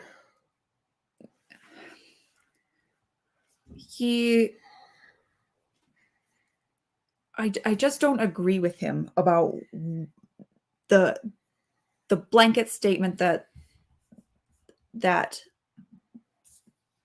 desensitization to violence is in and of itself a bad thing. So that's another thing that I wanted to quick bring up about this is something that Ethan Van Sciver, when he was doing this stream, he took a very charitable approach interpretation of Matt Walsh, but that's one thing that he isolated that he disagreed with. Is he said he kind of believes that our culture should, to a certain degree, especially desensitize boys to violence somewhat, because we should have a culture in which boys are willing to be violent for the right reasons.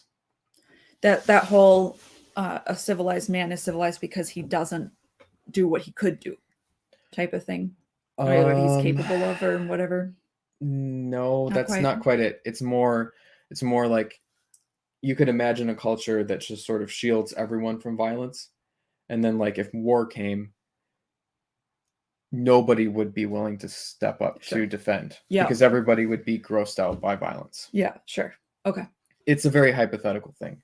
Right. But he was kind of arguing, desensitization towards violence via showing it in the right context is actually good. Sure. If you as a child had a concept that violence occurred, bad people do bad things, and kind of going along with fantasy, sci-fi, imaginative fiction, you have a concept of heroes stepping up. Yeah. You know the proper steps to take when. Yeah. And Walsh kind of talks about this. He actually mentions superheroes as sort of like a positive portrayal of like action. A little bit different than the desensitization thing. Another thing I'll just say about desensitization is that I think you could imagine a culture that really tried to like de-violence-ize everything. And if people were raised in that, they could just not appreciate fiction that is about violence. Right. Like a lot of our stories that we like are actually about like violent physical struggles. And if you were too squeamish about that stuff, you just wouldn't be able to appreciate it. Something I think about with our daughter, she's 3. She's just kind of learning about death and injury. And, I want to teach her, like I like to think about teaching her to like treat animals with kindness, right? Like don't kill bugs just to kill bugs. Yeah. We want to be kind to people. And we don't want to like delight in killing. Right. But at the same time, I don't want her to be so upset by it that she couldn't enjoy a story that has death in it. Right. Yep. Because good stories deal with those topics. Now, of course, I don't think Walsh thinks about fiction that way. Right. So he might not think about that at all. And I almost would say there's a desensitization to violence in the sense that the proper response to violence has in our culture been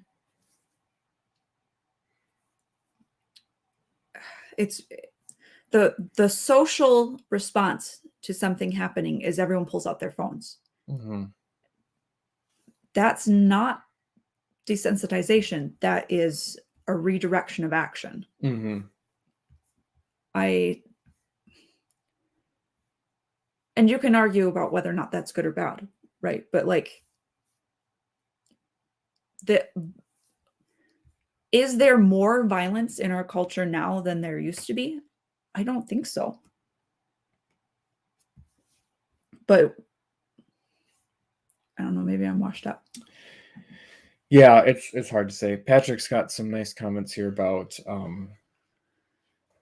when desensitization towards violence might be useful, like how soldiers wouldn't fire on Sure. people at all if they were trained on circle Mhm. targets, but then, you know, using silhouettes helped them do that. Mhm. Yeah, I mean, it's a tricky thing. So Yeah. I like, I don't, and see, Matt Walsh wants to make it this sort of binary thing, whether you disagree with him or not. I Mhm. mean, like, am I going to sit here and say I don't think violent video games have any effect on Right. culture? No, but I think he's turning them into a bit of a bogeyman here, and we've kind of given a lot of examples of why they might not be. And keep in mind that he is talking about violent video games, Mm-hmm. but his disdain for video games in general applies across the genres. Mm-hmm. He's going to get into that Yeah. in a bit. Let's get keep back going. into it. The evidence. Now, this doesn't mean that kids should never be exposed to any form of violence at all. Violence is part of the world. It's not always bad either. There's heroic violence. There's violence in defense of the innocent and so on. It's good for kids to be given examples of that kind of violence, even if the examples are sometimes fictional, even if they're cartoonish. You know, superheroes, for example, are, an example of heroic violence. He's talking about something a little different than desensitization here. Yep. He's more talking about examples. And again, this is kind of annoying because it's like, here he's saying it's like the only purpose he can imagine for fiction is setting an example for kids so that they know how to act in the real world. And I struggle with this because I want to say that there's a fiction can be good in and of itself without being an example. Yep. And he says that he's talking about violent video games. But the number of violent video games in which you are not a hero standing up for the innocent are not really that many. Mm-hmm. Like I know there are examples, but it's not like I was going to bring this up later because I forget whether he gets into this, but that's the other thing. I think he might talk about it later or maybe I'm thinking of when he first brought this up. He talks about like looking at the cruel, I think he says something like cruel or senseless violence in our culture. Yeah. And I just have to think, because he's trying to connect it to video games. Mm-hmm. And I'm just like, what video games are you playing? Yeah. Like there are and I mean, okay, there's probably a lot of weird indie stuff out there. Sure. But like, let's take a look at AAA high budget video games. The majority of that stuff is like very morally nice, good-hearted stuff, even if it's violent. Yeah. Right? I mostly play AAA video games. Maybe that makes me a bad person, but like just thinking off the head at the stuff that I've played over the past few years. Marvel Spider-Man. Mm-hmm. Great game. You're Spider-Man. You're a hero. You're a great guy. Horizon Zero Dawn. Not even super violent. Most of the time you're killing robots, but you're trying to save the world, and you're a nice person. Mm-hmm. Even something quite violent like Doom. Sure. You're like killing evil demon monsters that are trying to do bad things. Uncharted. You're like a nice Indiana Jones type character who is a kind of a thief with a heart of gold, but isn't like a wanton, cruel killer, right? And there's actually a lot of really nice positive messages in the stories of all those games. I was struck by Uncharted 4. It has this really cool like pro-marriage, pro-family message that is like very almost red-pilled. I did Persona 5. Persona 5. In that one, you fight like it's a little bit more abstract. It's abstract. Like you fight like inner demons would be a way of saying it, right? Like, and you help people to realize that they've been bad. Like Devil May Cry, you're like fighting. You're good guys fighting demons, basically. maybe there's a little bit of like, there's like a little bit of edgy, like maybe you're fighting demons with demons, but like, I mean, this is also like a game that's not for kids. Yeah. But it's still like very fun, good-hearted. Hogwarts Legacy. I go around Helping people. Yep. finding stuff. I fight poachers. Yep. It's like Dark wizards. so about the only thing that I can come up with that isn't like super good-hearted and nice is like the Dark Souls games. Sure. But even those, like there's like a pretty clear good versus evil. Like Yeah. you're a good guy. Pretty much everything that you kill is It's like like corrupted. obviously like corrupted or bad. And there's kind of like an abstract or dreamlike quality to those games. Yeah. That kind of, I would say, put some distance between even you as the player and what you're doing. Yeah. It's like, or like Bloodborne, for instance, like the whole thing is that you're kind of like in a dream. Mm-hmm. And you're trying to break free of this dream. It's got this weird Lovecraftian thing, but Yeah. it's like, it's very abstract. It's Mhm. not like the point of the game is to be cruel Right. to people. You know, you're not like torturing things for fun. Yeah. You know, about the only game that I can think of that is sort of maybe a game that sort of delights in evil might be something like Grand Theft Auto. I've never Maybe. really played those. And my understanding is I that just know you that can run those, people over. those so- are still kind of they're quite tongue-in-cheek, definitely made for adults. Mhm. Kind of referencing a lot of things, Yeah. kind of like crime stories, crime movies. They're pretty meta. You know, like for the most part, it's like he lives in a world where video games are just all about like being cruel. Yeah. And that's just not true. They're all like, almost without exception, Final Fantasy VII Remake, Oh, right? yeah. That's just straight up just a nice game. You're like a guy who's trying to do the right thing, Mm-hmm. right? You don't have to, you know, or some of these games where, you know, they have this selling point of like you being able to make moral choices. Yeah. Well, you can just make the right choices and then that's fine. Mm-hmm. Like Mass Effect, when I played through Mass Effect 1 and 2, you can kind of be like a tough cop or like a really nice guy. Mhm. And I would just be the really nice guy and it was like super pleasant Yeah. and nice, like this mature rated game that I thought was going to be like super edgy or like Batman Arkham Knight. Yeah. It's like, oh, this dark Batman game. It's like you're Batman. You don't kill anybody. You have like your Batmobile turns into a literal like tank and you're blasting people and they like go out of their way to like explain how you're not actually killing people. Yo. You're fighting this, you know, the rogues gallery is all like these terrible things, terrible people, and it's still like just a really good-hearted game. Yeah. Like I was expecting that game to be way worse than it was, and it was still just like it's like a pleasant Batman game. Mm-hmm. It's It like just is visually dark. yeah, it's like it was. I was like shocked by how nice it was. Yeah. Like it's like he lives in this world where video games are just evil when they're not. Yeah, they theme, and I feel this way particularly because of the point he's just made about how there is heroic violence that is not bad, right?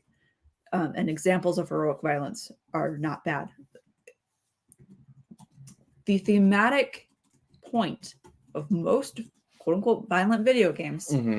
is not the opposite of heroic violence. Mm-hmm. Heroism Yeah. tends to be celebrated. But the video games, if anything, tend to be way more have like sort of traditional moral values than like movies or other forms of entertainment.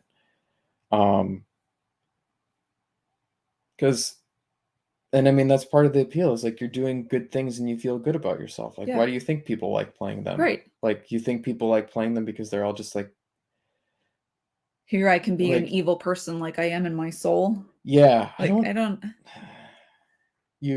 they're things that you feel good about, right? Yeah. It's entertainment. Even sort of the darker stuff like Dark Souls, the game itself is a little bit more morally ambiguous, but it's kind of about skill. Mm-hmm. Those games are about skill and like actually getting better at doing stuff and not just grinding and spending Right. time, but like actually literally practicing and getting better. Yeah, practicing so that you do the right moves at the right time, which I never figured out. Yeah, it's very David was way better than I was. it's very frustrating. All right, let's Okay. wrap this up. Yeah. But I really wanted to make that point because he's just getting away with sort of painting this picture of this world where video games are just terrible. And again, it's like, we're not saying all, and he qualified himself. He's not saying all. We get that, but you're Mhm. making this picture that video games are just about being cruel and being violent and are going to desensitize kids. It's like, on the whole, they're just really nice. Like, do you Yeah. not get that? There's a lot of just like paragons, right? Like, Yeah. because you don't have a lot of time to tell an arc story. You just get your Mhm. character, Yeah. and sure, if you might have a couple of moral choices. Yeah. In the worst case, you are allowed to do evil things, but you can also not. Right. Like, very rarely have I played a game where I've been forced to do things that I don't like Right. doing. That's been very, I can't even think of one. Mm-mm. Right. So Yep. Okay, let's finish. But when the violence is gratuitous and amoral and overly graphic, when it is violence for the sake of violence, when it's violence where the entertainment comes from simply watching someone suffer, even if in a fictional context, that is when it becomes. and that is hardly anything is like that. Yeah. Maybe the closest thing that I could think of would be like in like the modern Doom games. They get really violent with the deaths, like you're like chainsawing demons apart. But even then, it isn't like watching people suffer. They're all very quick. Yeah. They're all very quick deaths. Like, you don't sit around and like torture demons. You like, Yeah. even the sort of gratuitous like death scenes where you're like chainsaw them apart and Yeah. you like chainsaw an arm off and like stab them through the head or something, which I kind of find I'm a little bit squeamish about. Yeah. It's not like dragged out. Yeah. And that's not, I would say it's hardly, it would be even fair to say that is what the game is about. Yeah. Like, And watching people suffer. It's like, it's more just over the top violence as an aesthetic thing. it's And this is one game. This is like the most extreme example that I can think right. of. Yeah. And it's like, you get books like this too, where there's like this gore element where it's like, it is ratcheting it up for effect, right? It would not be the same if you were doing that to human characters. You're doing that to demonic creatures that deserve to die, right? Yeah. Like, there's a the thing too is I wanted to mention is that there's been a couple of video games over the past couple of years that have been made kind of with the theme of like, that have been made with the sort of theme like he's been describing, that are sort of like over the top violent, like involve torture and stuff like that. And generally those games aren't well received. I've watched reviews of those games by people who play everything, and they kind of say, I found this distasteful. So what he's describing here, I think you'd be hard pressed to find examples of it. And he makes it sound like it's sort of a, like, even in the genre of violent video games, like that's a common theme, is like enjoying inflicting pain on people. Yeah. That's just, I don't think that's a thing. Yeah. The only other type of game that I can think of is like MMOs, where like players are hunting each other through like a map. Yeah. But my cousins, when I was little, were in high school, college, and they got together with their friends and played airsoft. Hardcore,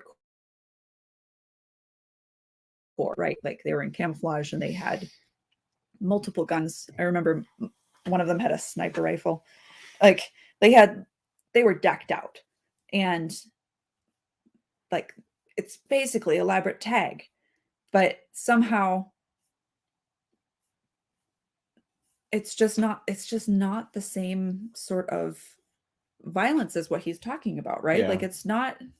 And honestly, even stuff like, even if you were to like find examples of games where you do like things that might be considered torture or something. It's like, I guarantee you do that once or twice in the game and you're not even thinking about it. Sure. Right. I'm just hard pressed to think of a game where like the point is enjoying inflicting violence on or inflicting pain on people. Yeah. It's just, yeah. Let's keep going. Yep. We're almost done. Becomes a problem, especially for kids. There's a message in that kind of content too, and it's a message that undermines human dignity and desensitizes the viewer, especially if the viewer is a child.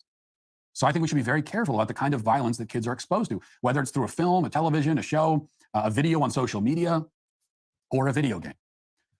Second point, putting the quality of the content aside, which you really can't do because the quality through all of these mediums is so often garbage, but setting that aside.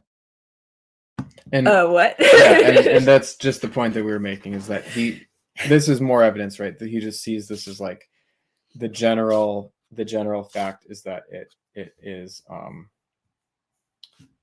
bad. Yeah. And I don't think that's true. Of course you can find examples of what he's talking about, but the general, I just think about like what I've seen in the last few years of video games and just been going, yeah, right? Like, the general trend in like AAA games, these are the games people are talking about, they're playing, they're putting on the list of what's good, are just good-hearted. yeah. And if we're talking quality, right? Like, what more do you want? Yeah. You live in the time of choice. Like, there's AAA games coming out right now that are just beautiful, and then there's old games that are like also beautiful but more like artistic. There's indie stuff that's more artistic. It's you're really spoiled for choice. Stuff that is poor quality doesn't people care about the quality. I just think it's odd. That's I think his TV's too old and or too small. I don't. Yeah. Patrick gives some good examples. So like GTA and Punisher for PlayStation 2, so we're reaching back quite a ways, have some torture stuff in it. But then there are video games where there's reasons to like not kill anyone. And that's definitely true. There's some really famous, some games that are considered the best of all time, like Metal Gear Solid, where you don't actually have to kill anyone. So, I mean, if you're hung up on, even if you've just got a violence hang up and you don't want to do any violence, like there's still choices. Should we keep going? Yep. Volume is the other great concern. Whether we're talking about social media, shows, movies, or games, kids are spending a huge portion of their formative childhood years staring at screens. They aren't having real childhood experiences. They aren't learning how to relate to each other and to the world. They're becoming fat and depressed. They can barely even like speak to each other. They can't look you in the eye. They don't stand up straight. They're just staring down the phone all the time. And all of this can be traced back to a life dedicated to these damned screens. Just real quick. I guess I just don't see this as being a video game problem. I see it as being a parenting problem. Yeah. And this is all well and good to talk about kids, right? Because kids need help making these kinds of decisions. But adults can make the decisions for themselves about how they want to spend their time. Yeah. And if somebody decides that they want to spend what entertainment time they have, what time they have not at work, right? Or doing whatever, right? And we can make sure that when our kids are spending time on a screen, they're spending time doing good stuff. Yep. Right. I mean, I'd rather my kid play several hours of one of the games that I own that is on a list of the games that are considered the best of all time versus like some random Candy Crush something that's designed to be addictive and they're holding 3 inches from their face, right? obviously this stuff is bad, but we don't need to, you know, the solution is not necessarily what Matt is Right. going to present here. Yeah. And if my child isn't standing up straight, that's because they haven't been corrected, right? Yeah.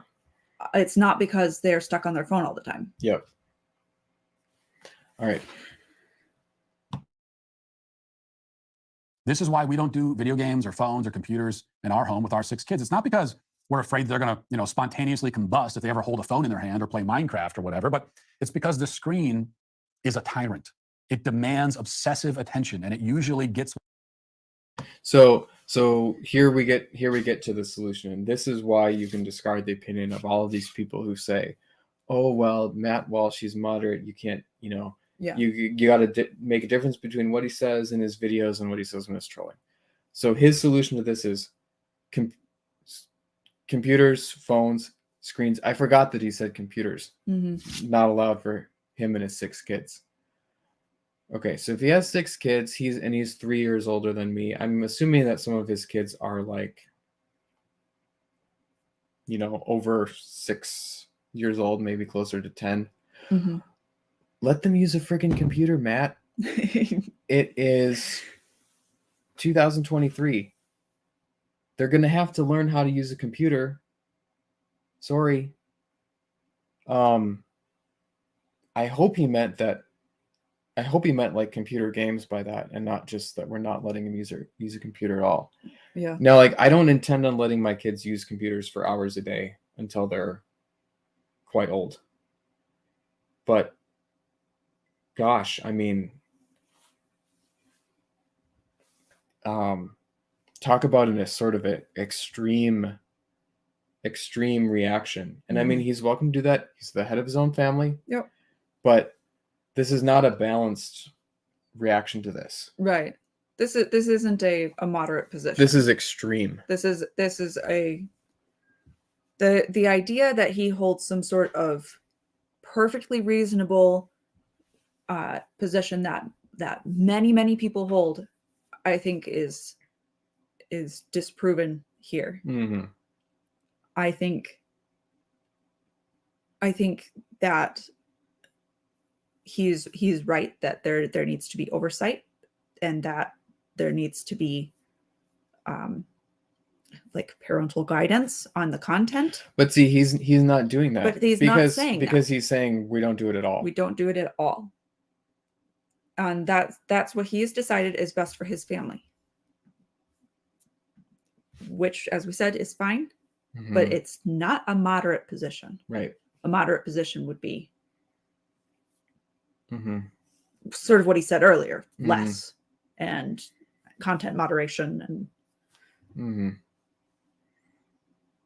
Thinking about things, reasoning about things, instead Mm-hmm. of just saying none at all. Yep. What it demands. There's an undeniable addictive quality to all this stuff, and most of us know that from experience. And this might be where Matt Walsh's like personal vices are taking over, right? I don't know. Maybe it is good for his family to not do it at all if he really believes that there's this general, undeniable, addictive quality to it. I don't know. I have trouble with that kind of thing because I think that within reason, you should try to fight those things instead of just saying no, right? I mean, you're gonna have to learn how to use a computer, right? I'm sorry. Yeah. I mean, do you want to balance your checkbook by using a calculator and scrawling with a pen in a notebook? I don't think so. Yeah. Like, what do your kids want to do? Are they gonna just be? Are your kids also going to be internet opinion havers, or are they going to have to go out into? Are they going to learn how to use a computer when they're in high school, right?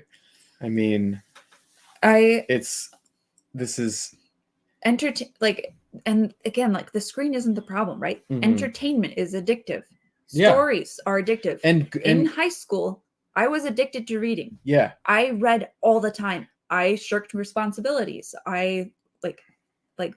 And then in college it was TV, right? It's not something that is inherently screen related. And it's also not things being addicting is also not something that is inherently wrong Right. about those things either. So I think we all would agree that there's certain kinds of games that are sort of designed to be addictive and manipulative, Yes. like mobile games that demand you to spend a lot of time and pay with real money, Yeah. kind of, maybe even RPGs kind of have this element to them where it's like the numbers go up, so you get this kind of dopamine from the numbers going up. But there's like a really good game that has like a nice story and good gameplay and things can be addictive just because it's really good. That Mhm. doesn't mean it being addictive and good doesn't mean it's bad. Yeah. If the fact that you want to have more fun Yeah. is not a reason to not ever have fun. It's a kind of what's the word? Not pietistic. It's like monastic. I'm losing the right word, but it's like it's a reaction, and this is consistent with this sort of exaggerated view of Matt Walsh that I like to present on Twitter. Yeah. It's like this reaction that when something is entertaining or good or you want to consume more of it, that must mean that it's bad. Mhm. Like all of these, we can have all of this fun, and we want to have fun, so that means we shouldn't. Yep. Yeah. It was far, far more important for me to learn how to control my desire to be entertained than to be cut off from it completely. Mm-hmm. My parents were very careful about how much screen time we had. I wasn't able to make those decisions for myself as a kid. And then as an adult, I had to learn how to, right? Mm-hmm. So that is an important skill. Mm-hmm.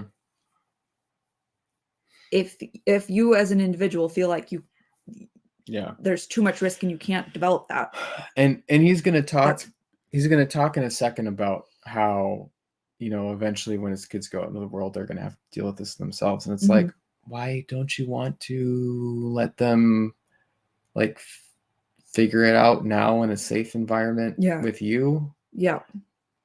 It's a very different attitude. Yes. Like, I think he is kind of embodying that sort of, I must shield my kids from everything attitude that is sort of parodied, when I think our view is more like, we can't shield our kids from everything, but there's like a balance between letting just whatever comes in and not on the one side, and just like not letting our kids enjoy anything on the other side. Yeah. Like, another example of this is music. We play a lot of different kinds of music for our kids. We don't play them only Christian music. We don't play them only kids music. I play them music. I don't play them super dark music, but I play them some music that has some swear words in it, because I don't want them to be all violated when they get to be like 15 years old and discover that like the best music has some negative elements to it, right? I, as a kid, seriously believed that the people who lived across the street from us were bad people because they drank alcohol. Yeah. Not because they got drunk, but because they occasionally had a glass of wine. Mm-hmm. When I found out that my grandpa had 1 beer a year at a fish fry, I was horrified. I went and told my parents on him. Like, I just like, and they didn't care if they were like, yeah.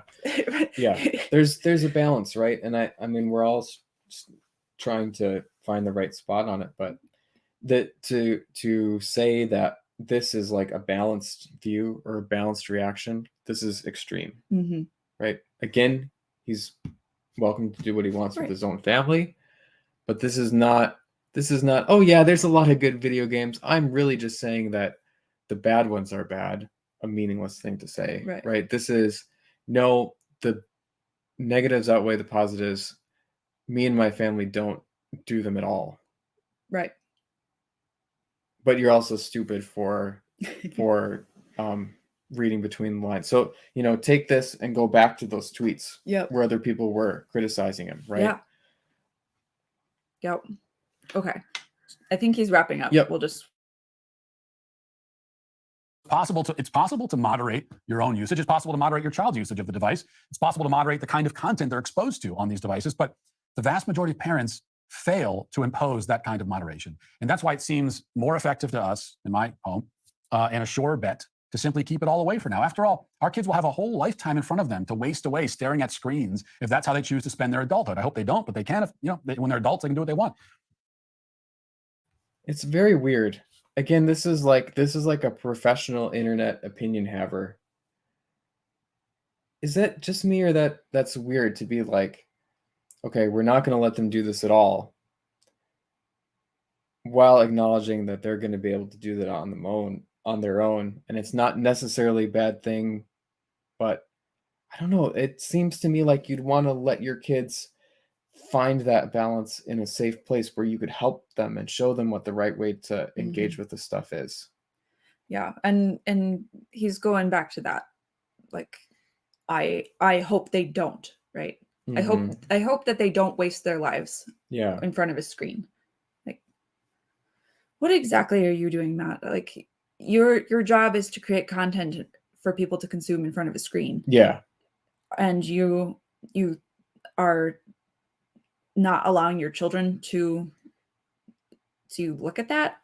Like I get, like, you don't make content for kids, right? But Mhm. but that's kind of the point, right? Like, Yeah, it's weird. It's weird. It's kind of more throwing things at the wall yeah. to see what sticks. And I think he's being honest. I don't think any of this is sarcastic. I think this is true, but it's just like, let's really take a step back, look at this and think about this. It's weird. It's not balanced. Those earlier tweets where he's complaining because they're not talking about his actual tweet are totally justified, because this is what he does. Yep. And he's saying he's saying it is moderate to moderate your child's content and their time, but we don't do that. Yeah. Well, and the vast majority of parents don't. And the vast majority. Yep.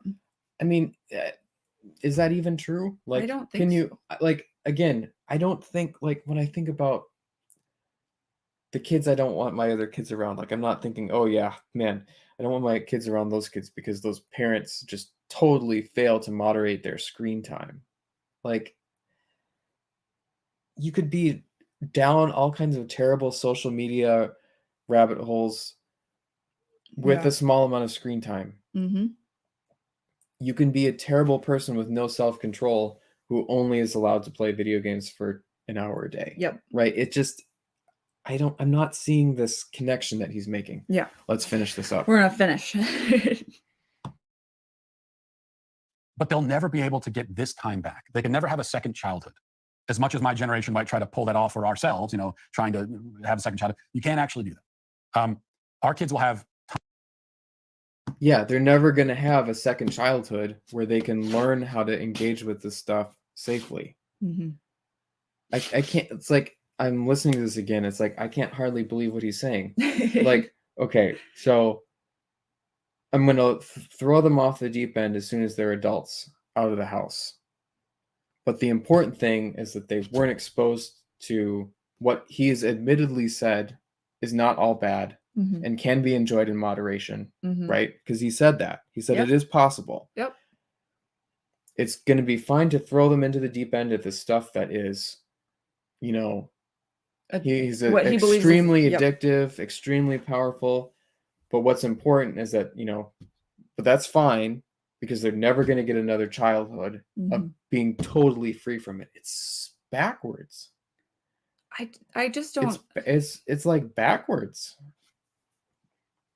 This is like literally the opposite way that I reason about how I want to parent my kids when it comes to this stuff. If you believe that video games are of no value, then it makes sense. right?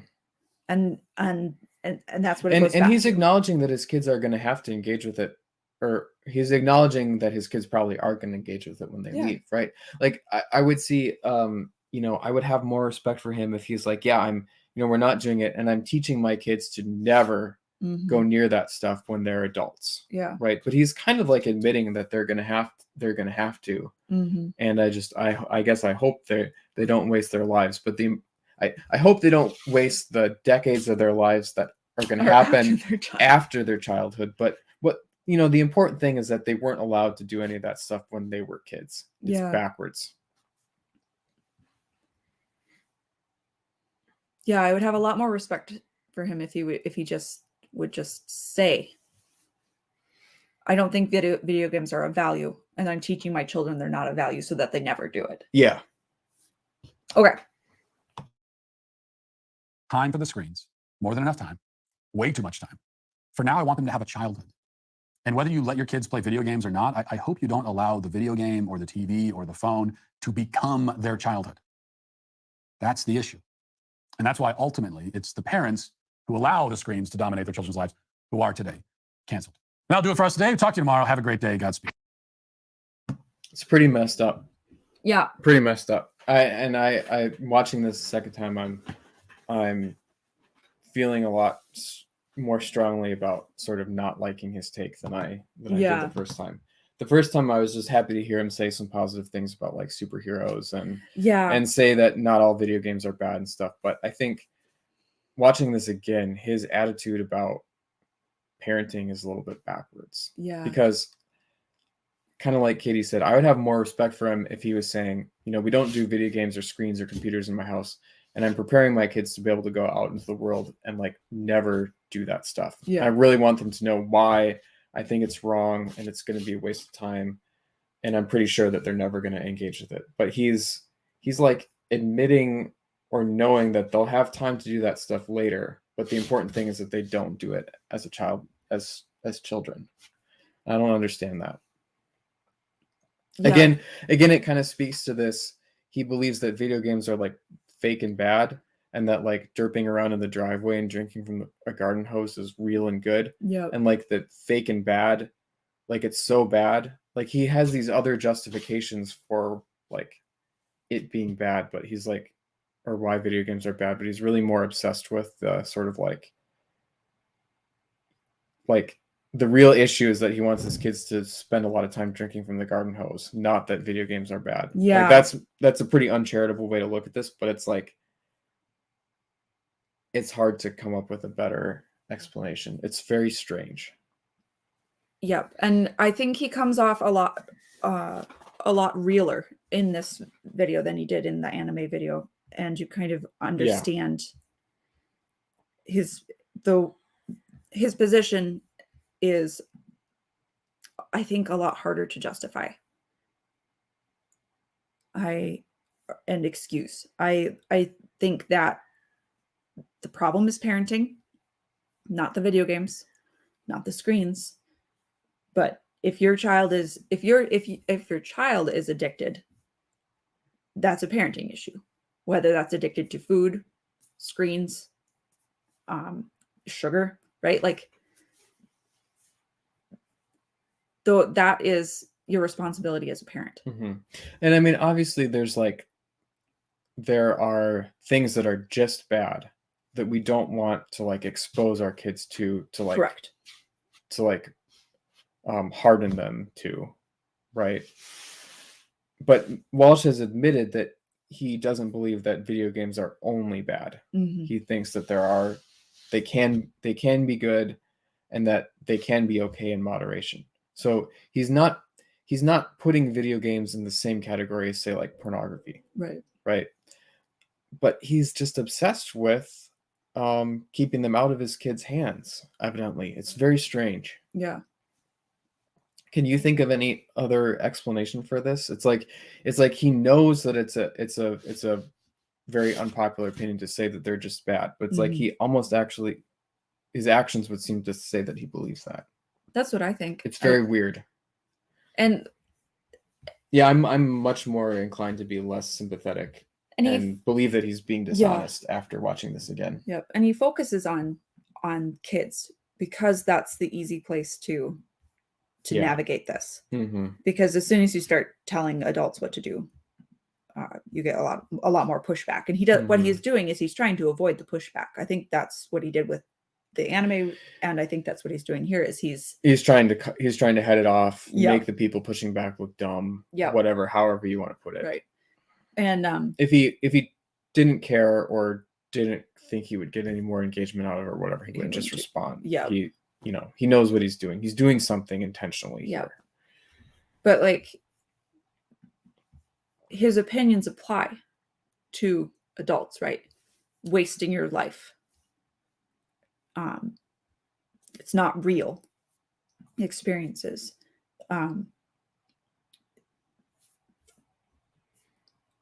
He admitted they can be enjoyed in moderation. Right. Yep. That it's just he doesn't see them as being valuable. He sees them as being even in moderation, because he said kids are not going to do it at all, right? Even in moderation, it is taking something away from the real stuff. Yeah. Right. You are losing your childhood, your time, whether that's childhood or time as an adult. We would say that you need to be a good steward of your time. You need to not obviously be addicted to stuff, because you need to be a good steward of your other things in life as well. But, and I was saying this last time, we do not see video games as something that has to be talked about in the context of how do we keep it from being a vice. Yeah.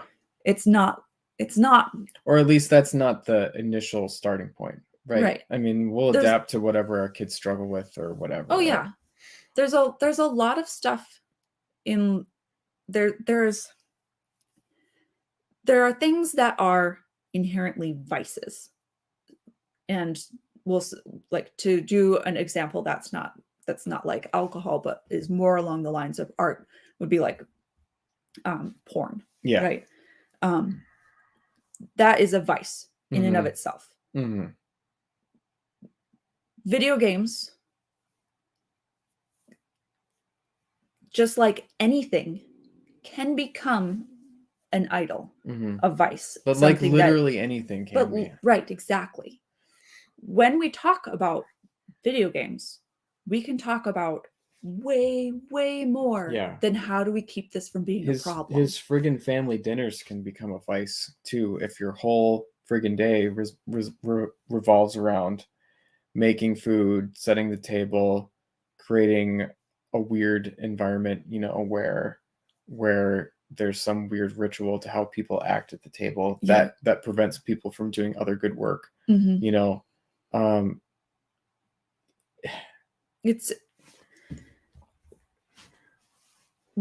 We are frustrated with the tone of disdain for the medium and the treatment of it as a source of problem, and that's it.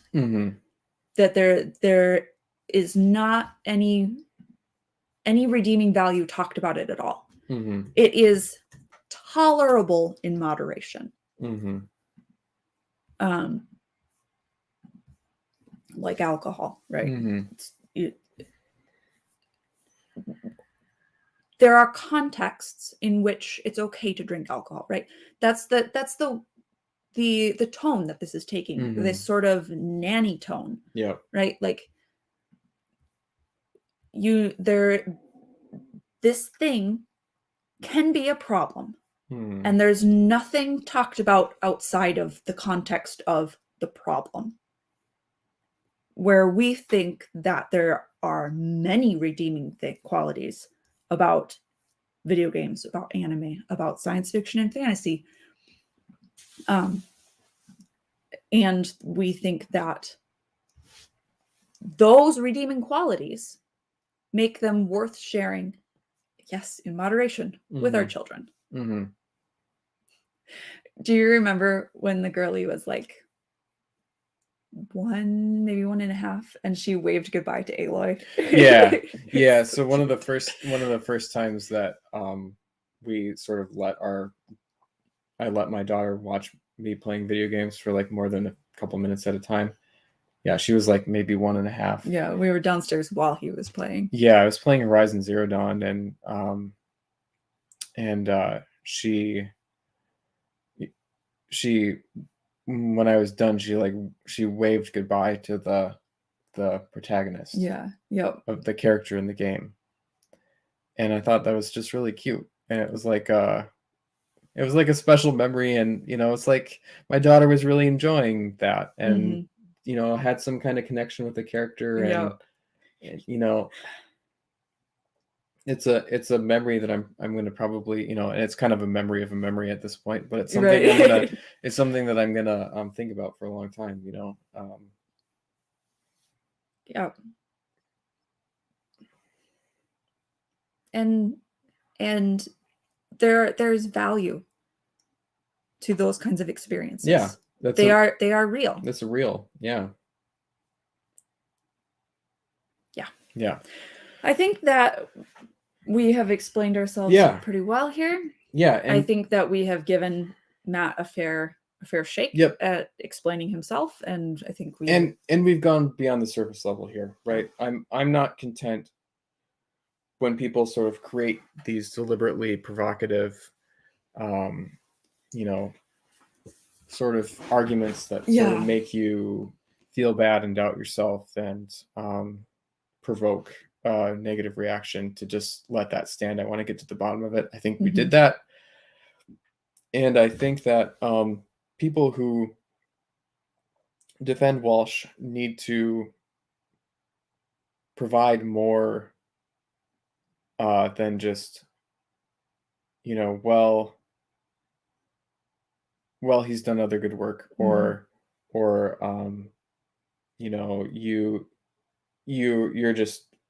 you're just getting too upset about his trolling. If you are a person who actually believes video games are good, or believes anime is good, or believes fictional entertainment is good, because I think when you look at what he's saying, he actually has a very disdainful opinion of those things. Yeah. And his sort of trollish and exaggerated comments are coming from a place that's really not a balanced opinion. So, excuse me. And I mean, I think we should think, if we are fighting a culture war, and I have my own issues with that, like if we are fighting a culture war, what are we fighting for?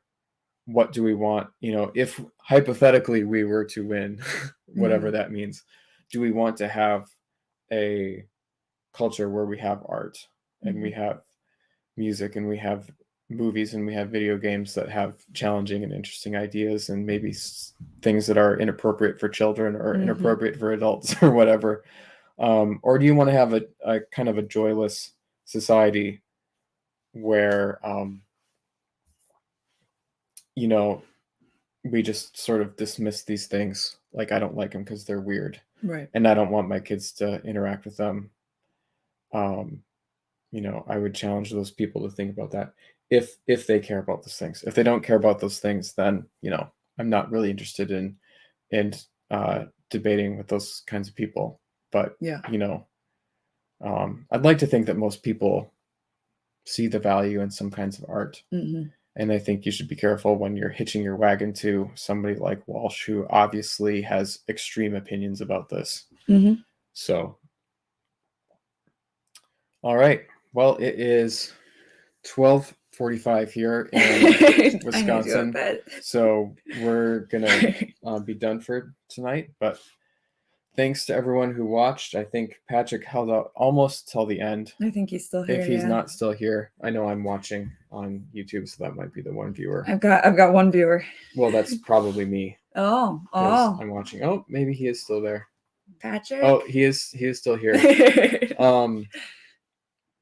Yeah. Oh, and Doug Wise is still here. Thanks for hanging out, everybody. And I hope for the people who maybe watched at the beginning that you come back and want to listen at 1.5 or 2x or whatever, that this is useful to Yeah. you. And you know, our goal here is to not necessarily change people's minds. I mean, I'd like to think that maybe we could change the minds of some of the people who are Walsh defenders to kind of think about what the bigger picture is. Mhm. But our mission here is to just encourage people. Like if you're like me and you see one of these Walsh tweets and you're like, that just doesn't sit right with me, am I a bad person? You know, I would say no, you're not, and you're not weird for thinking that this doesn't sit right with you. It's deliberately manipulative, and I think if you're a balanced person who enjoys this stuff, wants to share it with your Yeah. kids, wants to enjoy it in moderation, you know, whatever reason you have for liking this stuff, I think you shouldn't feel bad. Yeah. And you know, push back, think about those unstated assumptions and those value judgments that are being made, and you don't have to agree with them. Mhm. So that's All our right. message. I hope it's encouraging. I hope this is useful to you, and thanks for watching. Thank you. See you later. Night.